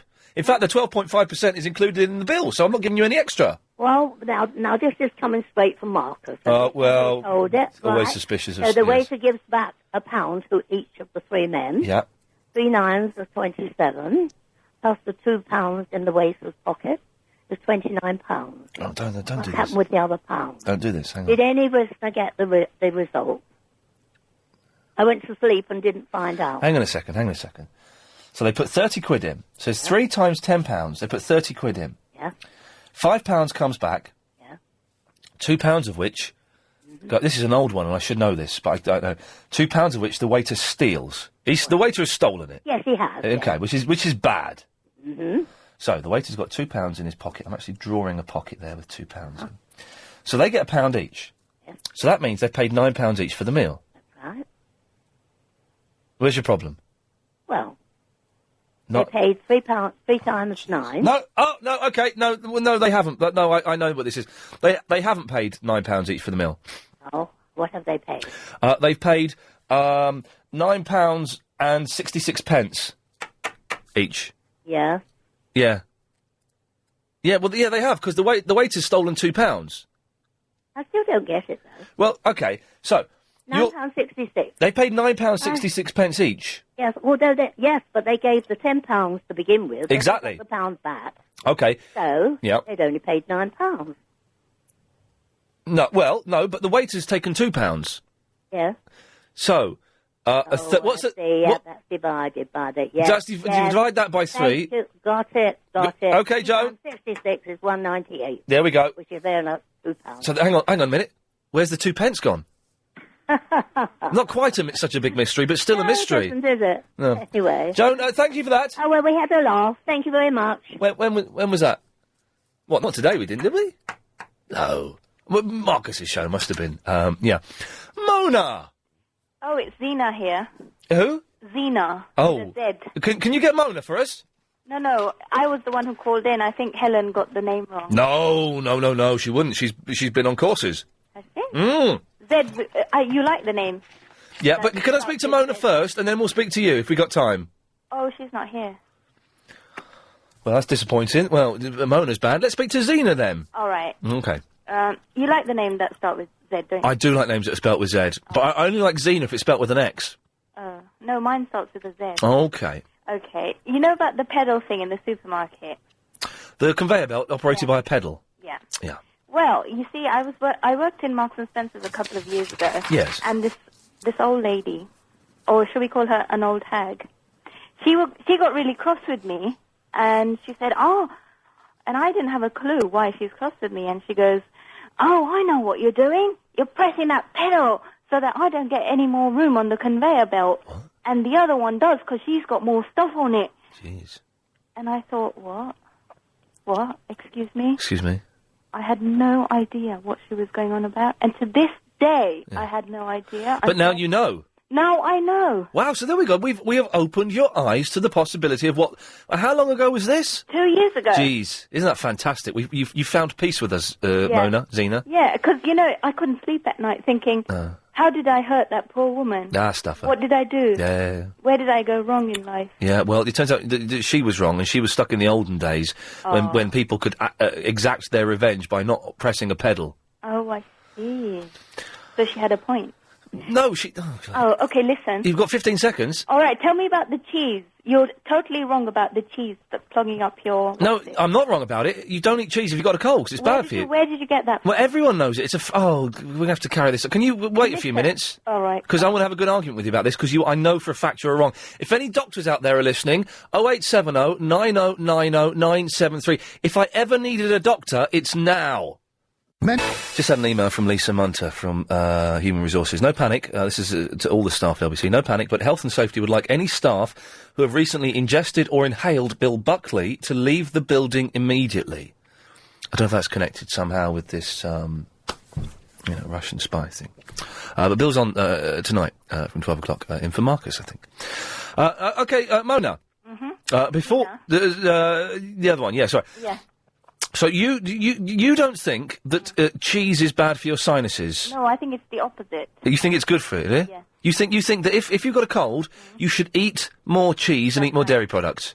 No, I'm not talking about dairy products. I'm just talking Well, about... cheese is dairy. I know, but part of the dairy... You're saying don't eat all the dairy Okay, cheese and milk then. Cheese and milk. You think that people should eat... Cheese and milk you can have. It's yogurt that you shouldn't have. No, but cheese is the same thing. No, it's not. Cheese is protein. Well, no doctor's called in to back me up, but I know I'm right on this. Where are you basing your information? Because You must be on something. Because I'm on something. I know you are. But what medicine? Is it homeopathic medicine, allopathic medicine? What medicine? What kind of medicine are you basing your theory? No, I'm not basing. I'm basing it on scientific fact, not that. Where did you get your scientific Not that higgledy-piggledy nonsense that people call homeopathic rubbish. So it's a fact. It's an old wives' tale then. No, it's a medical fact. It's all cheesy and whatever. I don't want to use any terms because I'm going to use the wrong word and you'll jump down my throat as I would do with you. Okay. Okay. I've heard it many, many times. The most recent time was a few weeks ago. I was at the gym and I had a cold, and my trainer said, "Don't eat anything with cheese in." All right, as if he's the expert. But you should see his body. He's buff. Is he nice? He's very nice. Yeah. Yeah. Oh, What gym do you go to then? I'm not saying. All right. But it's no one's called in to back me up, which is hang on a second. Can we clear line 3 for a moment, Giles? I don't know how, or Helen, I don't know how we do that. Line 10. Can you back me up on this? Yeah, I can back you up on anything you want to. I like backing up. Okay, there we go. You see that should work, shouldn't it? That's a good argument. He's a jerk, isn't he? Yeah. Okay. Line 10. Can you back me up on this? Line 10. He's run off. Hang on. Line 10. You're standing on thin ice here. I'm not. I'm standing on very solid. I'm standing on ground, looking at the ice. Oh, yeah. Line 10. Mary. She's off. No, we're going to wait for her. Mary. You're not going to find anyone on this planet. Hello? Oh, yeah, Mary. Hello, it's Mary Claire. Right, you're on the radio. Yes, I just realised now. I can back you up. My 1-year-old daughter had a chest infection and she had a blocked nose and all the rest of it, and our GP... Yeah, GP doctor, general practitioner, doctor. Yeah, general practitioner told us not to give her any milk unless we really had to because it would aggravate her condition. Zena, respond to that. Milk is not cheese, my dear. I said, milk is dairy, though. What do you So think? cheese. What do you think they make cheese from? You silly sausage. Cheese here, cheese. No, you mentioned you mentioned milk as well, Zena. Don't start, Mary. Thank you for that. Don't start backing down. You mentioned milk as well. But she's being specific about Okay, milk, let's hang on a and second. I'm being specific about cheese. I just cut off whoever that other call was. Sorry. Line 10, you're on the air. Hi there, it's Isabella. Hello, Isabella. How are you? I'm very well. Can you back me up on this? Yes, I can. Shall I tell you why? Because you know that I've been having treatment for a certain... Right. For the last 2 or 3. About 8-9 weeks now, and Eve and I have been told not to take dairy products. Zena, your response, please. By whom? Told by whom? By whom? By the hospital. By a hospital where there are lots of doctors. Thank you very much for that, Isabella. Let's try this one. Yeah, but line he 6, might be line 6, can you back me up? Problem. Line 6, can you back me up? Hello, Hello, you're on the air. this is Mary. Hello, Mary, can you back me up? Yeah, when I had a lot of guitar, someone said, don't have a milky drink at night and don't eat so much cheese because you'll get more guitar, it's called. Blocking up of your guitar. Zena, can you argue with that? Whatever. And also... Right, all right, no, that's enough. Listen. Shut up. According to homeopathic medicine... No, homeopathic is nonsense. Line 8, can you back me up on this? Oh, yes. Go on, then. Cheese has got magnetomosinus in it, and this stimulates the mucus gland. Okay. Cheese has got protein in it, which dries up the mucus. Line 10, you're on the wireless. Can you back me up on this? I can back you up. Have you ever seen a mouse with a cold? No idea. Line 6, you're on the air. Can you back me up on this, please? Yes, hello? Hello? Yes, as regards to this cheese, Yes. it is true. You must not eat any dairy product. I don't even have milk, and I suffer from sinusitis. Because it blocks everything up, doesn't it? Yeah, what happens is... have the milk. That's why you suffer. You start getting phlegm, sorry. Yeah. You start... Right. Right, Zena, I'm cutting you off for being rude. No, And you're being an idiot. Marlene, thank you for that. Yeah, well, it is true. I know it's true. I know it's true. But then Zena got a bit stupid towards the end, so we cut her off. Can we have line 3? Do I touch that? Does that just come... there we go. Where the hell have you been, Habiba? Hello, Ian. How are you? We genuinely thought you were dead. Booper has been phoning in, pining for you, and then someone said, oh no, hang on, she was on Marcus Churchill's show the other night. Yeah, I was. So what, you haven't phoned me up for like 3 months. Okay, I'll tell you what happened. I've been getting a lot of stick from people for ringing you. What? I've been called Ian Lee's, Floozy, all kinds of horrible names. In your dreams. No! In your dreams, my love. I'm not a floozy, but anyway, so there was a kind of a bit that, could I go without ringing Ian Lee? So I've pretty much proved my point. It's been nearly 2 months. Yeah, well. So, and quite frankly, stuff them. Then I had my radio stolen, so I've only been listening to you on podcasts. But you didn't have your... As and when Agent Chris puts them up, they're always late. Oh, I remember we could never get a word in edgeways with you. But you didn't have your phone stolen. No, but how can I ring up if I can't hear what's going on? Habiba, stay there. Speak to you after this. I believe, Habiba, that you were swayed by people who called you Ian Lee's Floozy. Well, no, that was just one of the names. It's just people said that I was, I couldn't leave you alone, and I was always ringing you and the whole MySpace thing. You kept sending me presents. I didn't keep sending you presents. I bought you one set of presents, and that was March, April this year. Okay. But, listen. What else were they calling you then? Oh, they were just saying, that I was addicted to you, that, I couldn't go a day without ringing you. I had my head up your... I'm going to use the dump button in a second, so get ready. But I know I'm going to say something that only you will hear, Habiba. Okay. But we have a young lad who calls us, and his friends would tease him that he called us so much. And I'm going to say this, you must repeat it, because I'm going to press the dump button, okay? And then we've got no dump. It's not that bad, so I could possibly get away with it, but I'm going to do it. Yeah. Did that dump? Okay, that dumped. So you're the only one that heard that. Okay, yeah. But so you think you've got it tough. He's a 15-year-old lad getting abused like that. Imagine being 15 and being told that. And that's not very nice. It's people not do very say that. nice. And I don't know if other people like Jonathan or Anthony or anyone else gets that kind of hassle. I've made myself laugh by saying that out loud.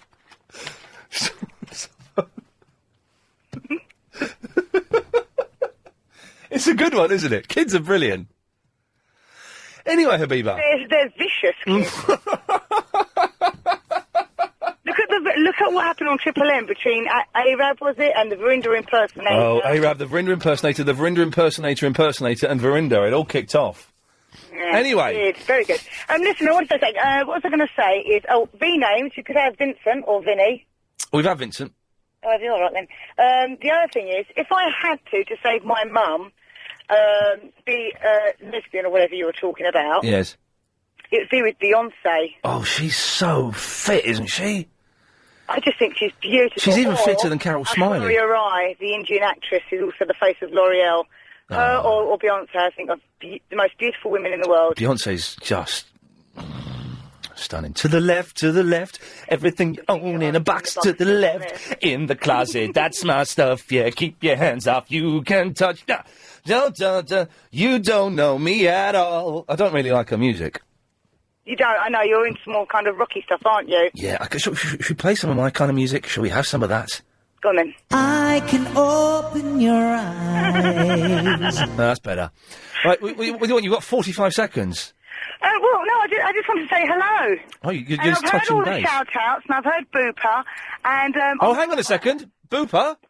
Yes? Can you believe it? She's back! Don't believe it! I got locked in one of my coffins. I'm now back out again. I knew it! Hooray! Hello, Booper. How are you? Thanks for thinking very of me. well. Thank you very much for asking. How are you? I'm fine, thank you. I heard Barry mentioned me on some programme or something. Oh, some stand-up rubbish that he was doing. I haven't heard from Barry for ages. Oh, yeah, you're in Barry's live show, I think. Oh, thank you, Barry. I'll have to look out for it. Hey, Booper, guess what? What? I just cut her off. No! Yeah, and you. 0870 9090 973. More of your calls after the latest LBC 97.3 news. This is Ian Lee. Ladies and gentlemen, this surely is... Can't get any worse, can it? Steady on, boy. That is out of order. Someone has sent me a very naughty picture, which I'm not going to describe. Well, no, I'm going to describe it. I'm not... Well, no, because I was laughing at it, and it's a bit harsh, so I won't.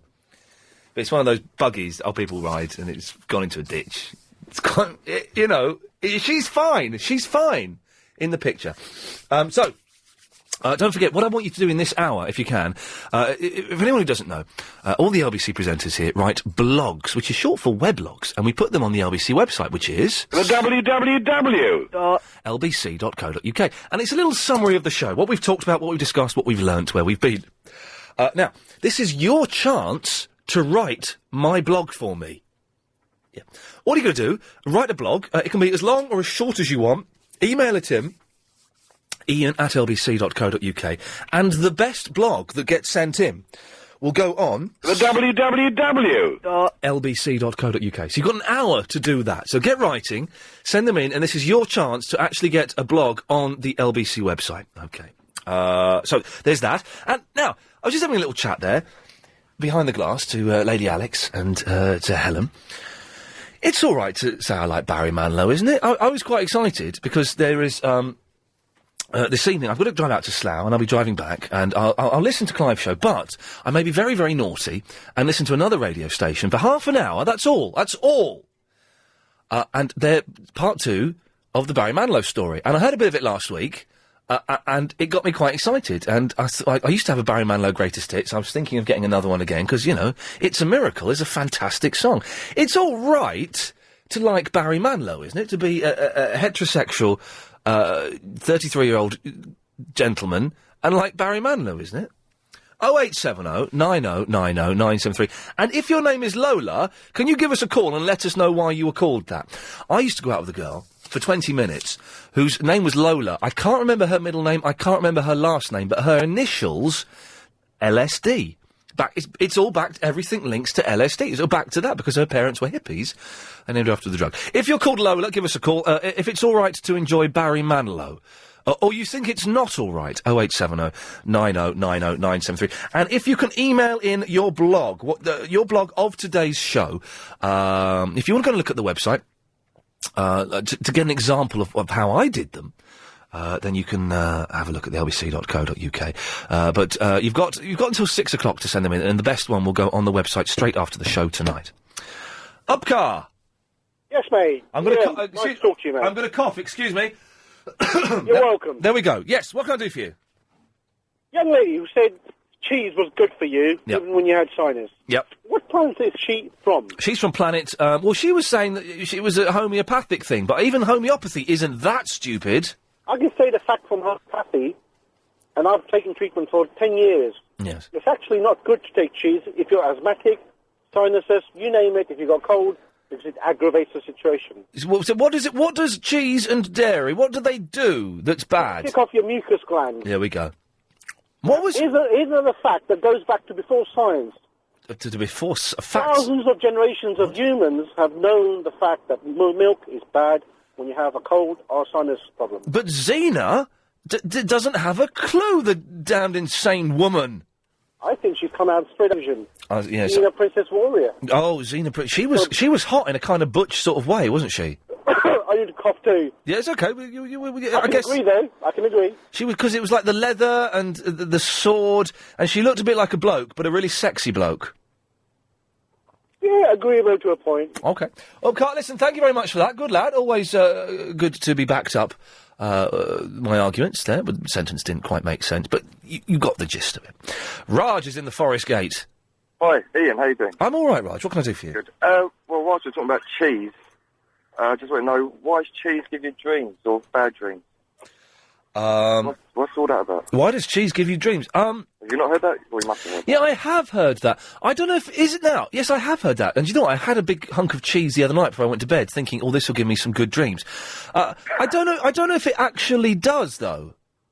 Well, they say it does. They say it does. Well, they say a lot, but... They do say a lot, and 86% of what they say, so I've heard, is rubbish. No. But I know that eating before you go to bed can give you dreams and nightmares because you can get indigestion and stuff like that. But if it's cheese, I don't know. Raj, we'll put it out there. We'll see if anyone can tell us. All right, thank you. Thank you. 0870 90 90 973. Oh, it's very quickly. I'm just going to take this one because I like it. Line 6. Can you tell me why cheese gives you nightmares? Hello? Yes. You're on the air. Tell me why cheese gives you nightmares. I think it's the rennet. OK, thank you. It's the rennet. Here we go. Look, the first one of hopefully many. Lola. Hi. Hey, Lola, how's it going? I'm fine. Now, you sound like you're younger than I was expecting. Yeah. How old are you? 14. Oh, OK. I was expecting for some reason like a woman in her late 20s. What's it like having one of the coolest names in the world? Very cool, but it's hard to get stuff with your name on. Like key rings and stuff like that. Do you know, my name is spelt slightly differently to other Ians. It's IAIN, and it's kind of hard for me as well, but you get used to it. Why did your parents call you Lola?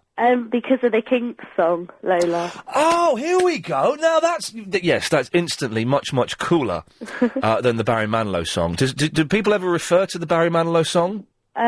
Yeah, sometimes. And how do you feel about that? It's a bit weird. Yeah, it's a bit I weird. walk in and people start singing. So the Kinks song, are your parents, like, kind of hippies or something? No, not really. How old are your parents? My mum's 41 and my dad's 45. So they're old. 41, 45. There's a 4-year age gap between them. Yeah. Mucky so-and-sos. Are you a fan of the Kinks? Yeah, I like that song. Do you like any of the others? Well, I haven't really heard them, but my mum said I'd like them. Well, if you like that song, you will like them because they are brilliant. May I suggest you get an album called Arthur? Okay. It's one of the best Kinks albums ever. Arthur, or the Fallen Right. I can't remember. It's called Arthur, and there's some brilliant songs on there. Do you know what the song Lola is about?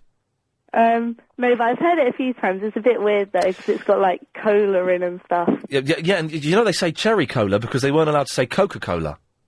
How come? Because it was like advertising, and it would have got banned by the BBC or something. So they changed the line to cherry cola. But, well, listen, I'm not going to explain the song to you because it would probably be inappropriate.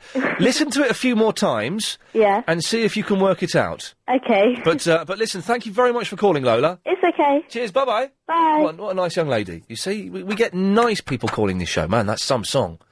Do you know what Lola's about, Alex? Yeah, I can't say on the radio. No, well, we probably could, but I don't want to upset her because she's gonna, when she finds out, she'll be like 18 and go, "It's about what? You named me after a what?" Good song though. Steve, can you hang around for a few minutes? No problems. Okay, good lad, stay there. 0870 9090 973. Don't forget to send your blogs in to me. Email them, iain@lbc.co.uk. It's your chance to write a blog that will actually go on the LBC website. Agent Chris has emailed in. Can't be bothered to phone up. Chris has been away on an assertiveness training course all day, and he's emailed in. Hi, Ian. Doesn't say hi, Ian, until I put that in there to try and make it a bit friendlier. Just to let you know, the assertiveness training was a great success. I am now at home doing my assertiveness homework, standing in front of a mirror saying no. Well, let's see how assertive he is tomorrow, shall we? Because he better do my bidding. Steve, sorry, we kept you waiting for ages. What can I do for you? That's all right. You know, funny, you're saying about Barry Manilow, wasn't it? Is it right for you to like... Is it all right to like Barry? I don't know, you might fancy him, I don't know. No. No, it's funny, because I saw an advert today on the TV for Neil Diamond's greatest hits. Oh, yeah.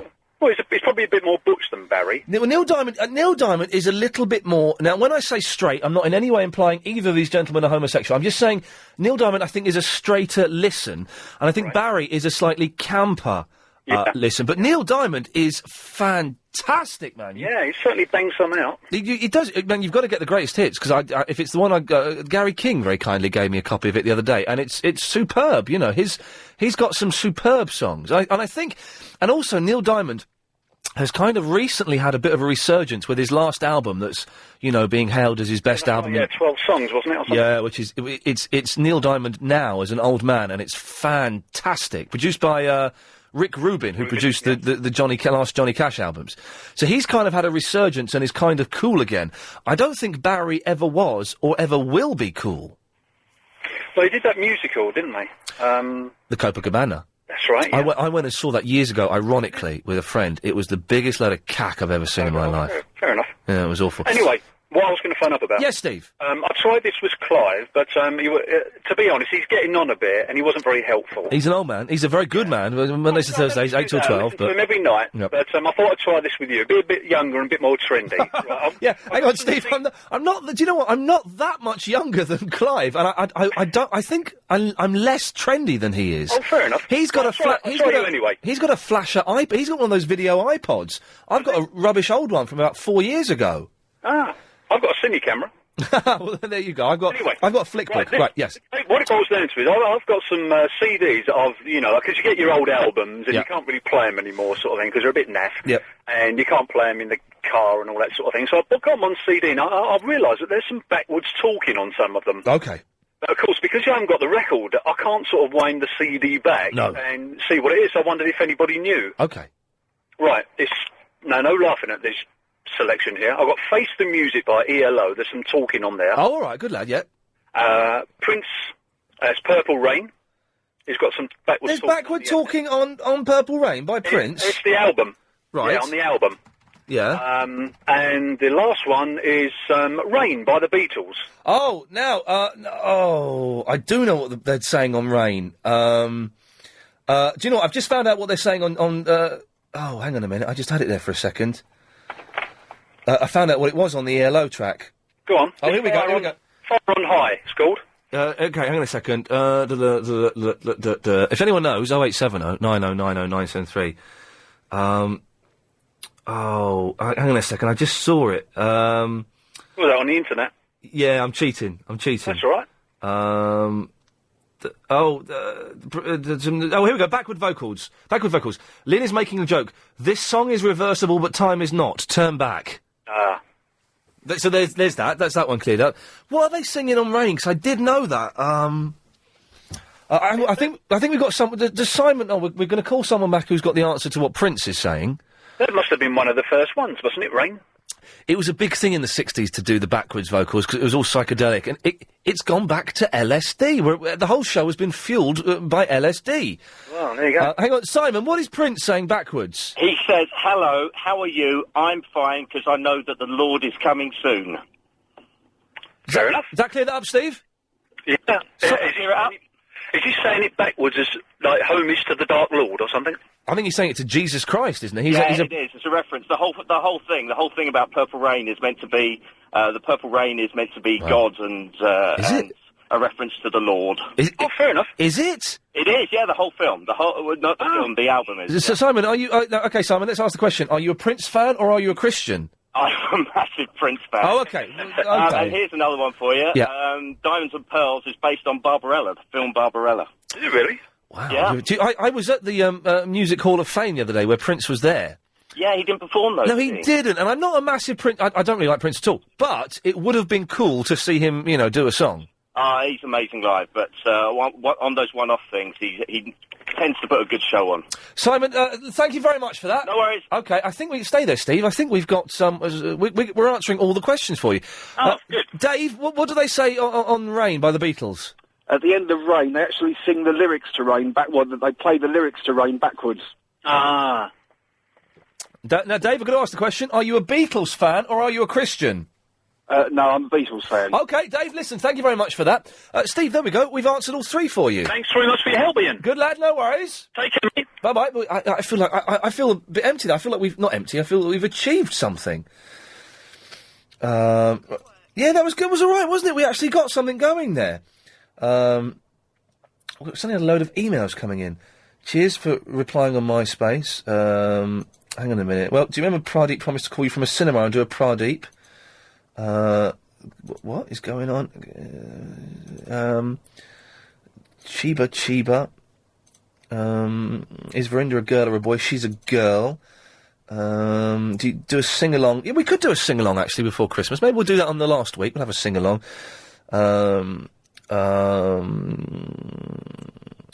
Okay.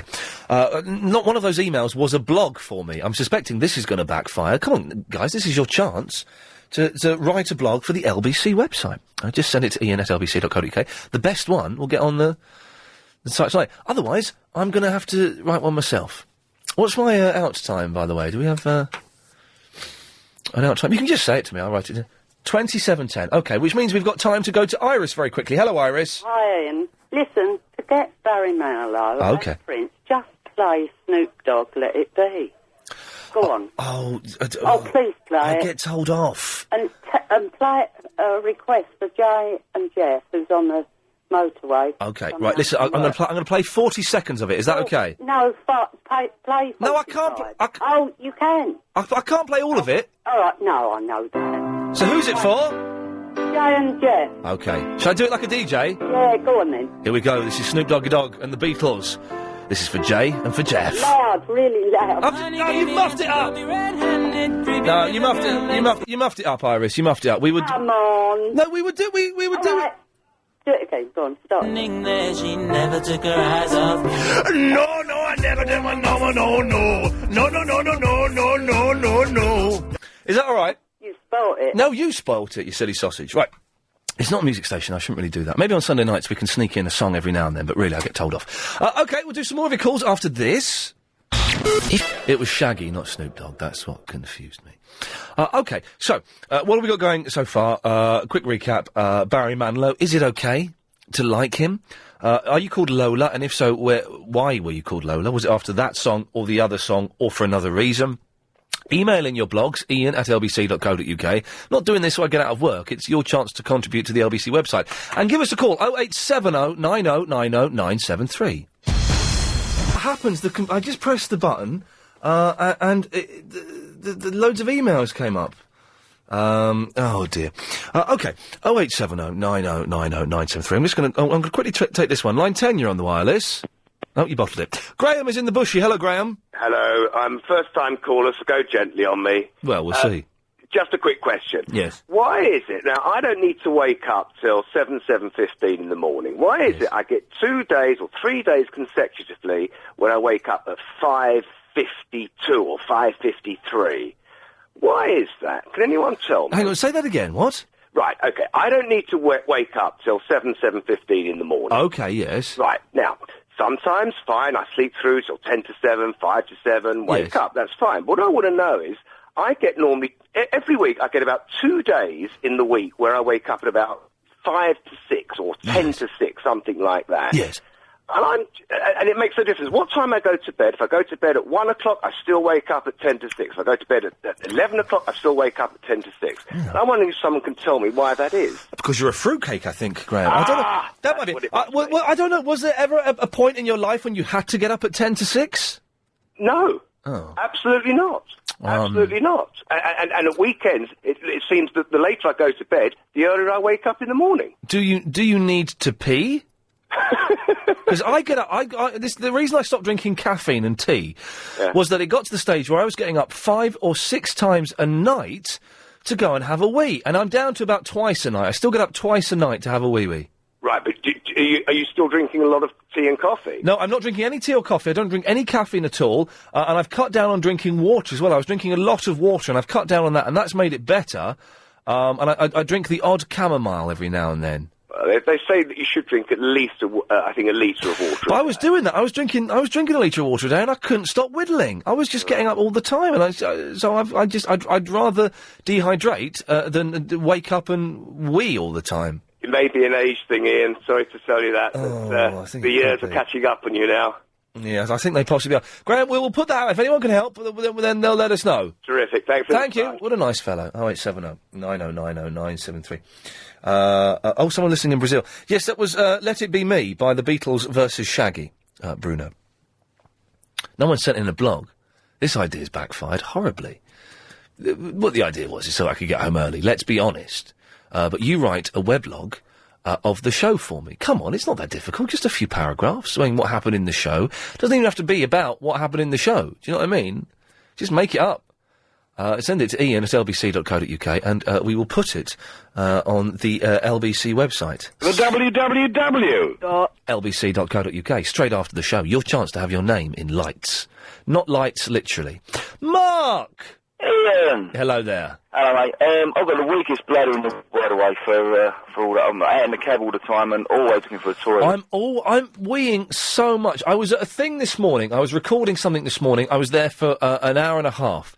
I went to the toilet twice in an hour and a half. And everyone's looking at me as if to say, well, is he off doing drugs? Is he ill? What is going on? Oh, it's embarrassing. And in this business, of radio and when I've been in TV and stuff like that, you keep going off to the toilet and people think you're taking cocaine or something, which I most definitely am not. But people just think, oh, he's having a bit of the old, showbiz sherbet. When really, I'm just having a wee. You're just an energetic boy. I am a good boy. I don't know how to stop it. 1 second here, sorry, mate. Right, where are they going to? Oh, it's picking up a feed. Okay. All right, sorry about that. That's okay, mate. What can I do for you? Okay, so, mate. Come in. What? Now, who are you talking to now?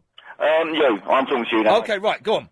Right, basically, what I found out about was the fact that when you go Christmas shopping, yes, as a bloke, you end up with your wife and you end up feeling like a kid. Yeah. It's like going shopping with your mum all over again.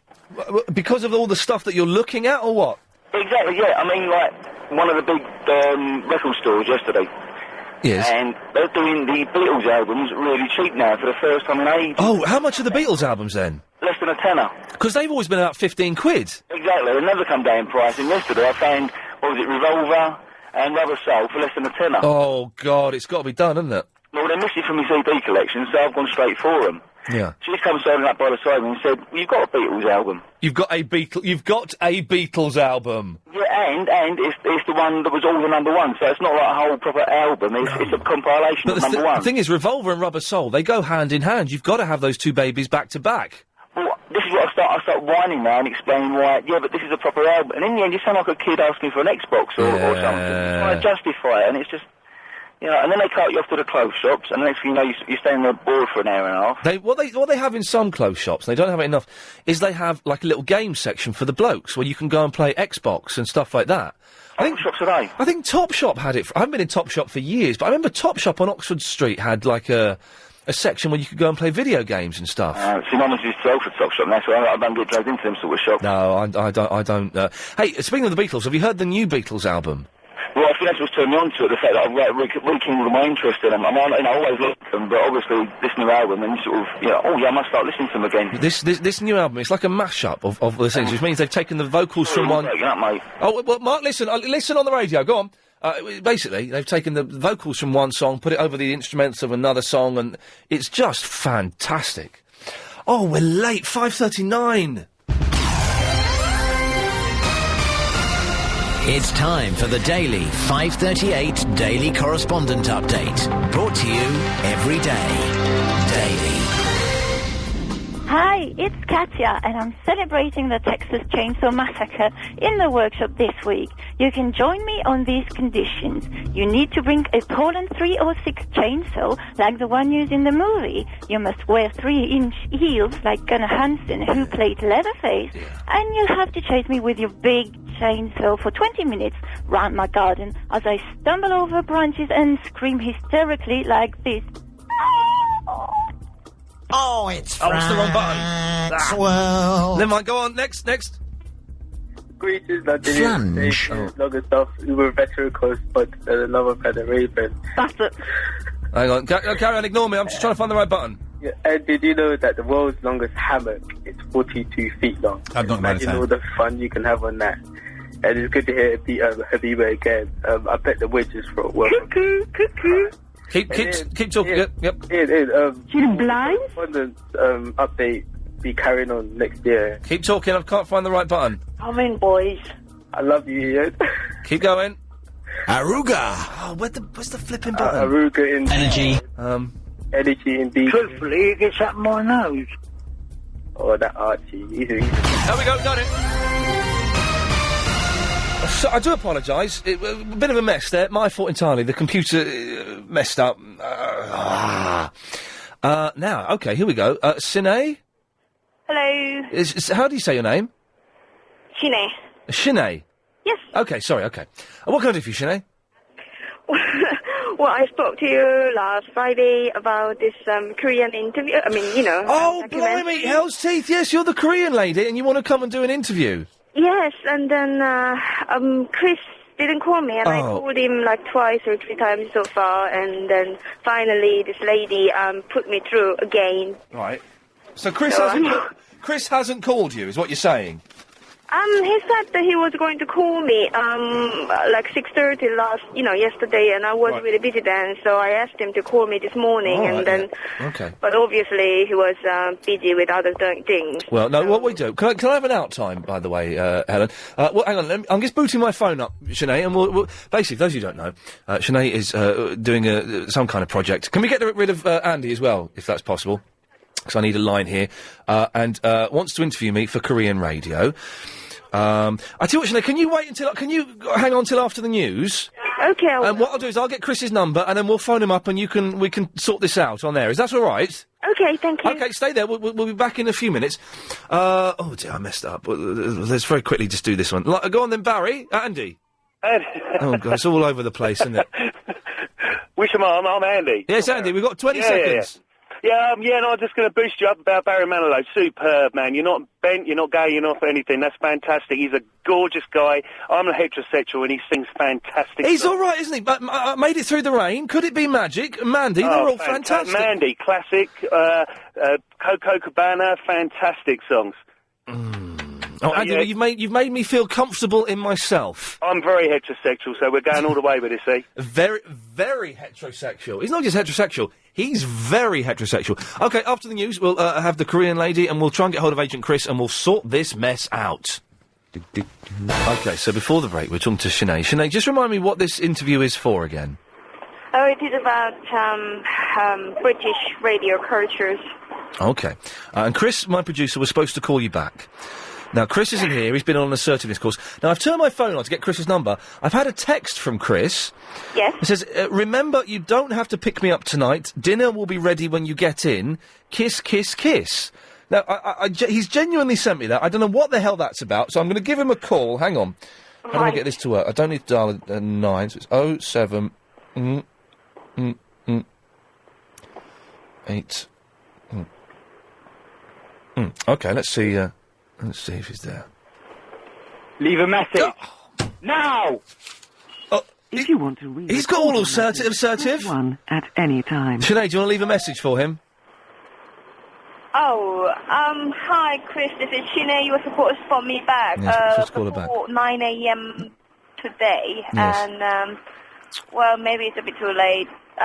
So, yeah. Bye. Chris, no, hang on. Chris, call Sinead up and sort this out. She's coming in tomorrow at 2:30. You're supposed to have sorted it out with her, you fool. And stop sending me texts, because I'm not coming round to yours for dinner, because we're finished. Thank you. Right. Just turn up tomorrow at 2:30, Sinead. Are you sure? Yeah, it'll be fine. All right. Yeah, you know, you've got the address? Yes, I do have the address. It's the Chrysalis building, is it? It's the Chrysalis building, 13 Bramley Road. And 13, okay. 13. Okay, yeah, I've got the address. And just turn up and ask for Chris, and we will come down and we will find you. Okay, thank you so much. Okay, see you tomorrow. Then. Bye-bye. Okay. Mike is in the Tottenham, of all places. Yes, yeah, all right. Yes. You see the man who ring up about and wake up 10 to 6 every morning automatically? Oh, yeah, the fella, for some reason, he can't understand why he wakes up at 10 to 6. Him need to switch off him alarm clock.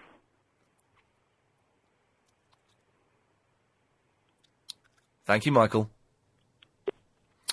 Laura! That was funny. Yeah, it was all right. It was quite good, actually, wasn't it? He did quite well. I was thinking maybe, twice a week, somebody comes home about 5 in the morning and wakes him up. Just makes a little bang, not too loud, but enough to wake him up. Yeah.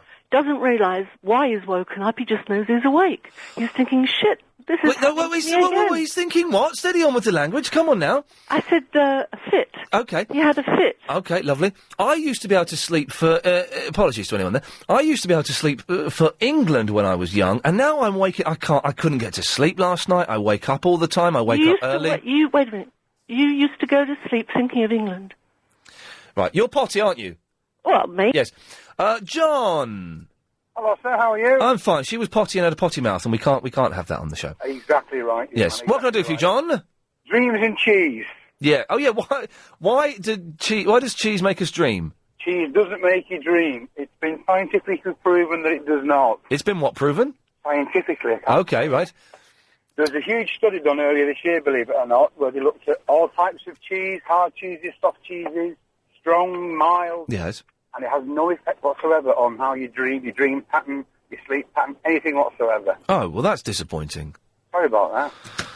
Okay. But you're quite right about not having cheese when you've got sinus issues and things like that. It is an irritant. Yes. John, thank you very much for that. It's a pleasure. There we go. Okay. I tell you what, as Chris isn't here, can we, for the rest of the show, just do calls straight to air from now? Can we just do that? Because it's all got a little bit messy. So, if you want to give us a call, from now till 6:30, your calls go straight to air. We'll start Triple M a bit early, shall we? I just feel like it. I'm in that kind of mood, London, God damn it. 0870 90 90 973. Calls go straight to air. There's a 7-second delay. Don't swear. Don't be libelous. And with that in mind, let's go to line 1. You're on the wireless. Times unbearably so. Wow, that's a blast from the past. Line 2, you're on the wireless. Hello? Hello, you're on the air? Hello, mate, it's Screamer. Screamer? I know the reason why that bloke wakes up at 10 to 6. Go on, then. Because he keeps thinking about it.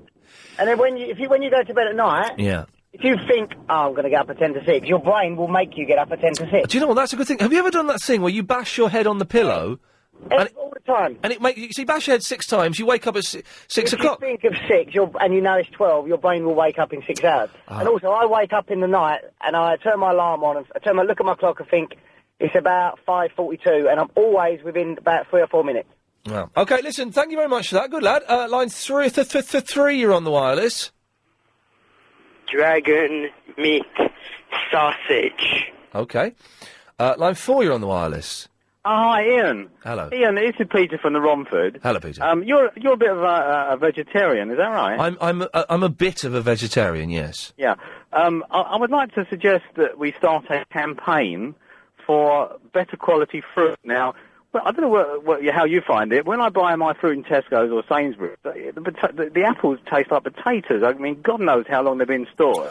Well, I find the apples are all right, to be honest. I struggle getting good oranges. Oh, well, you can get a good crisp apple, can you? Oh, yeah, Tesco's have been all right. I can't get a tasty orange anywhere. Really? Yeah. You want to try Marks and Spencer's? They're very good. Marks and Spencer's do excellent food, but very Well, what I'd like to do, Ian, is start a campaign where the supermarkets have to put down the date the fruit was picked off the tree. OK, it sounds like a campaign. I won't get involved with it. It sounds a bit dull, but good luck. The changeover did. You've got 4 minutes to get your blogs in. We've got a few in now, so I will pick the best one and put it on the website straight after the show. So email that into ian@lbc.co.uk. Line 6, you're on the wireless. Hello, line 6. OK, wasn't the best one. Line 10, you're on the wireless. Hi, it's John Barnes. New isotonic Luke Space Sports gets you at thirst fast. It's isotonic. Isotonic means it's in balance with your body fluids. I did the quote better than he did. The blogs are coming in now, Helen. Thick and fast. Line 8, you're on the wireless. Hello, Ian. Hello there. You said you had trouble getting a nice orange. Yes. Well, there's one. I used to have a Spanish flatmate, and she told me to always buy the oranges with really battered skin.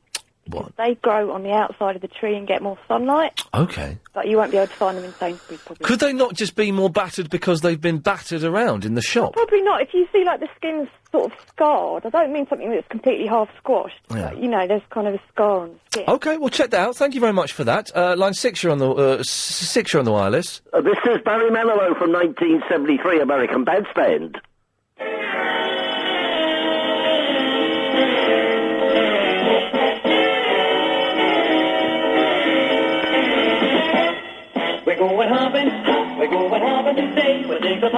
See, there's nothing gay about this song, is there? On all the music they play on a bandstand. We're going swinging, we're going to swing in the crowd, and we'll be clinging, and floating high as a cloud, the phones are ringing, and mom and dad are so proud, I'm on bandstand. You want any more? We're fine there, thank you, Philip. So, if you missed the show today, it sounded something like this. I think Russia is an excellent country, and I think that Putin is one of the greatest men alive, and he's very, very handsome. No, I never done one, no, no, no. No, no, no, no, no, no, no, no, no. I did that. I've been sniffing my armpits like mad. I literally had to clutch my hernia. Tell me why cheese gives you nightmares. I think it's a rennet. No, no, no, no, no, no, no, no, no. Yeah, he certainly bangs some out. Bisexual. I've got radiation poisoning. I glow in the dark. If you do inject someone with an Xbox, make sure there are adults watching. No, no, I never done one, no, no, no. I did that. David Kelly was bumped off. Is it true that David Kelly was Henry Kelly's cousin? Shut up. That was nowhere near 50 seconds. I asked them for the time. Oh, it's about 50 seconds. That was 40 seconds, if anything. Jeez, you muppet. What have you been doing? Terrible. Terrible. Ah, there we go. It don't really matter, though, does it? That's the beauty of it. None of it matters. Line 5, you're on the wireless. I had a message from Verinda, who's in East Ham. Ian, the last thing a woman said to me was on Saturday night, and it was, "So, has your wife found out about the affair yet?" What's that from?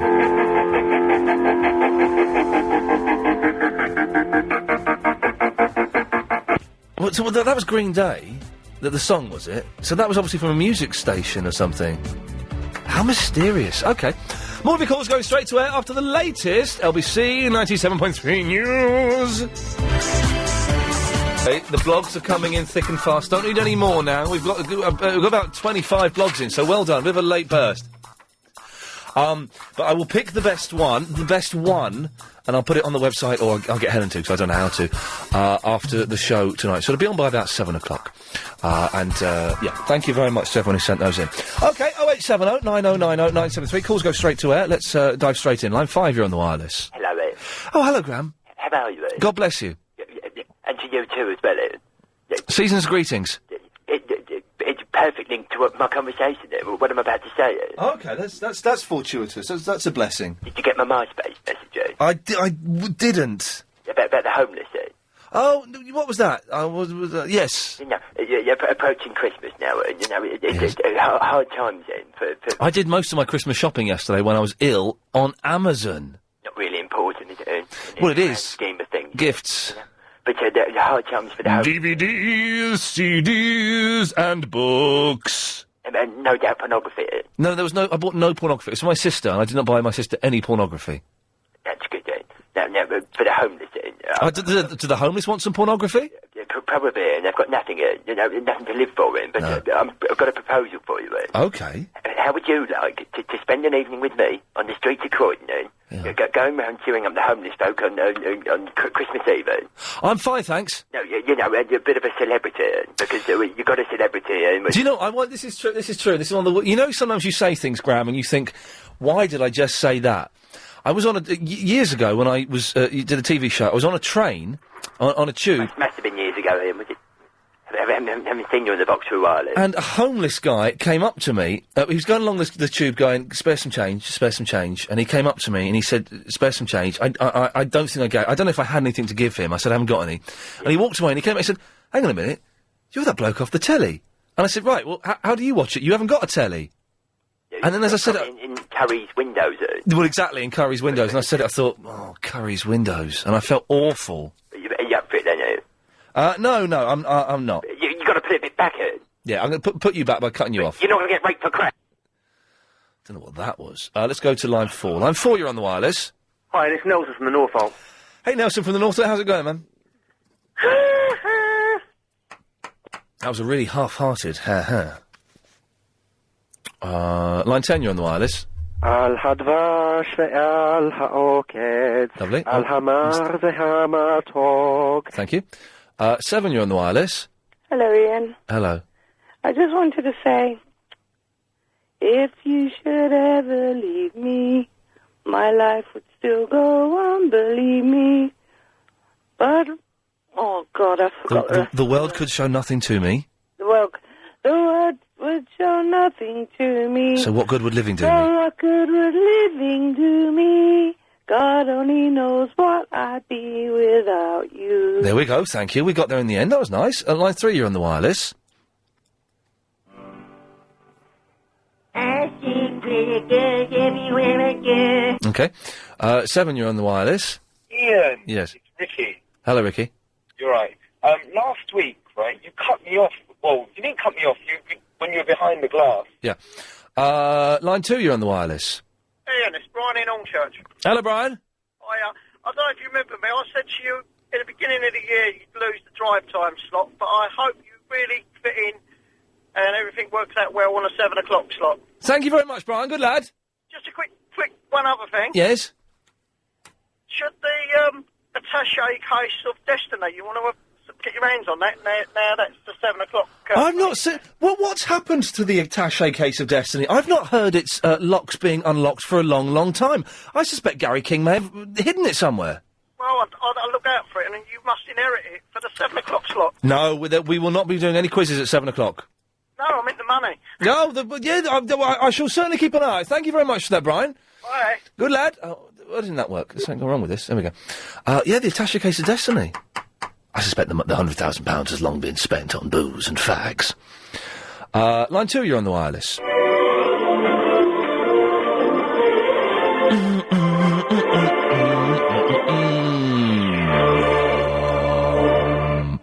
Thank you.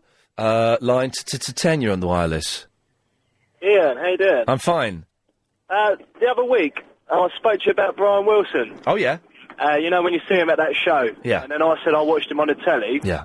But I didn't slag him off. I said he wasn't very good, and then you cut me off. But I wasn't slagging him off. I was going to say he looked well, but I didn't think he sounded as good as what, you know. I saw him on the telly after that. The sound quality wasn't very good on the band, but when I wasn't actually slagging him off, Ian. I was just saying, you know. In that case, Anyway, I apologise. And I apologise to you if I upset you. Can we be friends? Well, we can. I've been trying to get hold of you. That's why I thought I was banned. No, you're not. Listen, I'm not going to... I've been trying to get through for like a week and a half. Hey, listen, man, I'm not going to ban someone just because we disagree about something like that. I'll ban someone if I think they're an absolute idiot. But no, you're not banned at all. No, not at all. Cheers, mate. Nice one. Good But I lad, just thank wanted you. to say if I upset you, you know, I didn't mean to. Oh, no, I just, hey, listen. Made a statement about what I saw. No, listen, if you upset me about something like that, that's kind of tough on my part. Do you know what I mean? You'll never be banned for something like that, I promise you. Oh, okay. But thanks for calling back. Cheers, mate. Cheers, there we go. It's nearly Christmas. Everyone's being nice. It's nearly Christmas. Line 9, you're on the wireless. Yes, bro. Hey, Rab. How's it going? Oh, it's good to hear from you, brother. Good to have you back, bro. Oh, it's good to be back, bruv. I heard you had a bit of trouble yesterday. Yeah, a little bit of, yeah. Bit of keeping it in. Yeah, put a cork in there and everything. I just need to ask you a quick question. Go for your life, my friend. Sort of promoting LBC as well. So I want to get Sunday Nights Triple M on my iPod. Yes. How do I do that? You go to the LBC website, lbc.co.uk, and you subscribe to the premium podcasts. I can definitely get Sunday Nights one, yeah? Well, it should be. You should be able to. I just need to know I can definitely get that one. Well, it will. If it's not up there now, it will be very soon. It should be up there. Yes, you can definitely get it. And it has everything in it. Well, what do you mean by everything? It hasn't got the bit that got dumped. No, but I want a bit. What bit do you want? My DVD player's broken. So, I need some material. What are you talking about? That American chick. Oh, yeah, that's on there. I'm sorry. Deary me. Luckily, I don't think anyone knew what was going on there. Okay, we'll take some more, very mucky. We'll get some more of your calls after this. And 2, you're on the wireless. Hello, sir. Sorry, sir. No more doner kebab.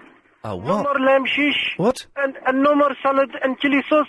My ship is burning down in it. Oh, God. Can we help that guy? There's nothing we can do, is there? Line 6, you're on the wireless.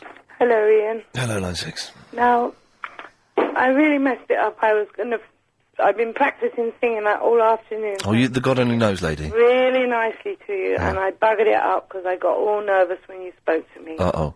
I apologise. Apology is accepted. Don't do it again!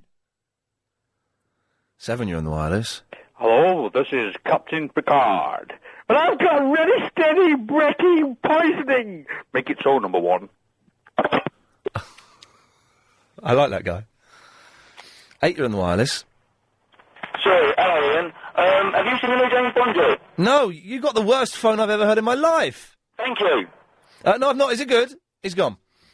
Line 9, you're on the wireless. Beth, I hear you calling, but I can't come home right now. It's Elvis singing Kiss. Me and the boys are playing, but I just can't find the sound. Just a few more hours, and I'll be right home with you. Oh, this is good. I think I hear them calling. Oh, Beth, what can I do? Sing it. Beth, what can I do? I love you, man. I love you too, Elvis. That was fantastic. Elvis singing Kiss? Oh, it's a good world after all. 7, you're on the wireless. Yeah, this is Captain Ngombe from Uganda, Airlines Flight 735. Excellent. Line 6, you're on the wireless. Hello? Hello? £1 million or Sarah Beanie? Sarah Beanie. Oh, every time. Every time. Time! Good lads. Every time. Sarah. Can we just have a moment? Just Sarah Beanie moment.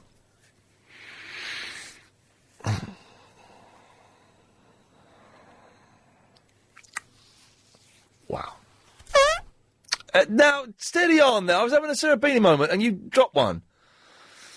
7, you're on the wireless. Bernard, you break it! Okay. 6, you're on the wireless.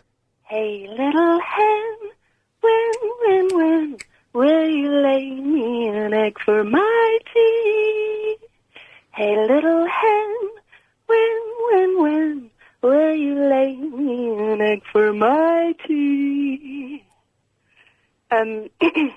I was thinking about if I was to turn lesbian for a day. Oh, yeah. Who it might be with. Go on, then. Well, actually, I do turn lesbian every time I drink more than about 3 glasses of wine.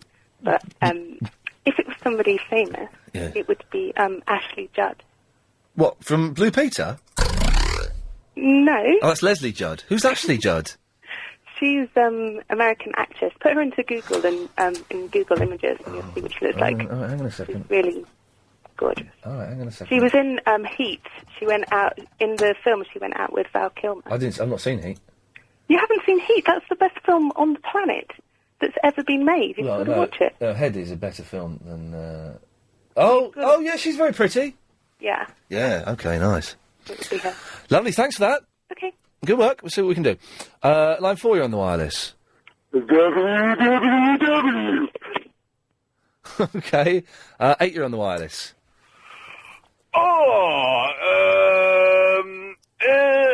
Yes, goodbye. Bye-bye. Don't forget, of course, Clive Bull is on 8 o'clock tonight.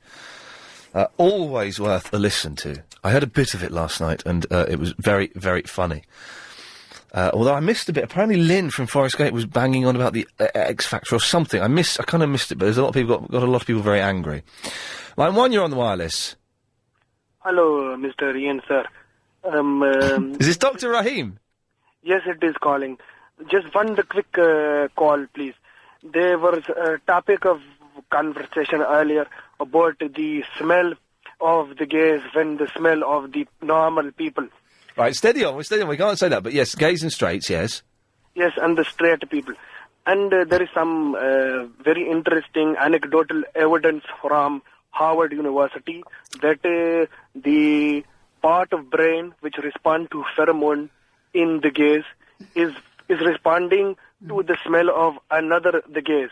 But if you're putting the gays with the women's, the same part is not responding. Okay. But what is the question is whether this is learned behavior or instinct.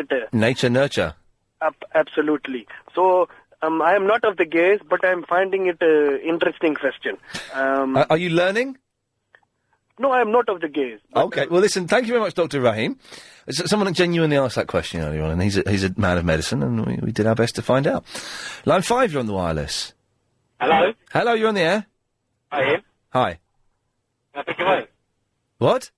Can I pick your brain? Yeah, but you've got a really bad line, but go on. Okay, tell me, this woman does it to me all the time. Salma Hayek. Well, if she does it to you all the time, you're a very lucky man. Line 1, you're on the wireless. Well, since my baby left, well, I found a new place to dwell. Oh, Babba-dibba, the lonely place that... It's some bloke singing an Elvis song. Did he go, Babba-da-boop, lonely place? I don't remember those being the words. Line 4, you're on the wireless. Ian, I love you. It's Richard from the Oak. I love you too, man. Just wanted to quickly say hello. I've missed you. Miss you too. Great show from what I've heard. Hello to my dad and my family and friends, and also my girlfriend, who collapsed inside a supermarket today. Wow, is she all right? Well, I'm on my way to go and see her now, but I wanted you to say something to her, like, that would cheer her up when I got in. Get up! Does that help? That would definitely... Okay, listen, best of luck. Hope it all goes well. Thanks, man. Good lad, bye-bye. People do say I've got the healing voice. Line 8, you're on the wireless. Hey, Ian, Sam, Muswell Hill. Hey, Sam, how's it going? Yeah, long time no speak. Two things. Sorry I haven't done a Doctor Who update for millennia. That's okay. I've been unwell. But anyone who's missed Torchwood in the last, 7 episodes, they've missed 2 lesbian kissing scenes in one series. I saw 1 lesbian kissing scene. I was very disappointed with the episode of Torchwood I saw. Wasn't great last night, no. But the night before last. But the earlier episode 2. Have you seen on YouTube and on Verinda's MySpace page? There is the first 4 minutes of the Christmas special. No, really? I should know this as the correspondent. You should know this. It's hooky, Right. and we don't condone it. But there was a special screening for children in need. All I need is the lead, and I will follow it up from there, and it will be in the form of a correspondent update tomorrow afternoon. One other question, Ian. Yes. What's this new lunchtime show? What, on LBC? I don't know. I don't know anything about it. 1 till 2, Monday to Friday. Don't know. Don't know. Don't know. It's not going to be someone from the other side, is it? It's not going to be someone from the dodgy radio station. Which dodgy radio station? From Talk Sports? London. No, as far as I know, I don't know anything about it, to be honest, so I can't say one way or the other. But I'm sure, hey, if it's on LBC, it's going to be excellent. It's going to be good. Yes. Take care. Thank you, Sam. Nice fella. Line 9, you're on the wireless. Ah, Mr. Lee, so you meet again for the first time, Line 5, you're on the wireless. Hello, you. Hello, you.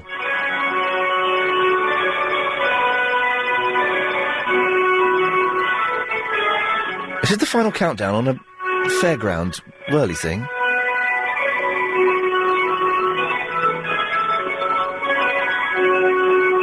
It is just a fairground thing, isn't it? Like an organ.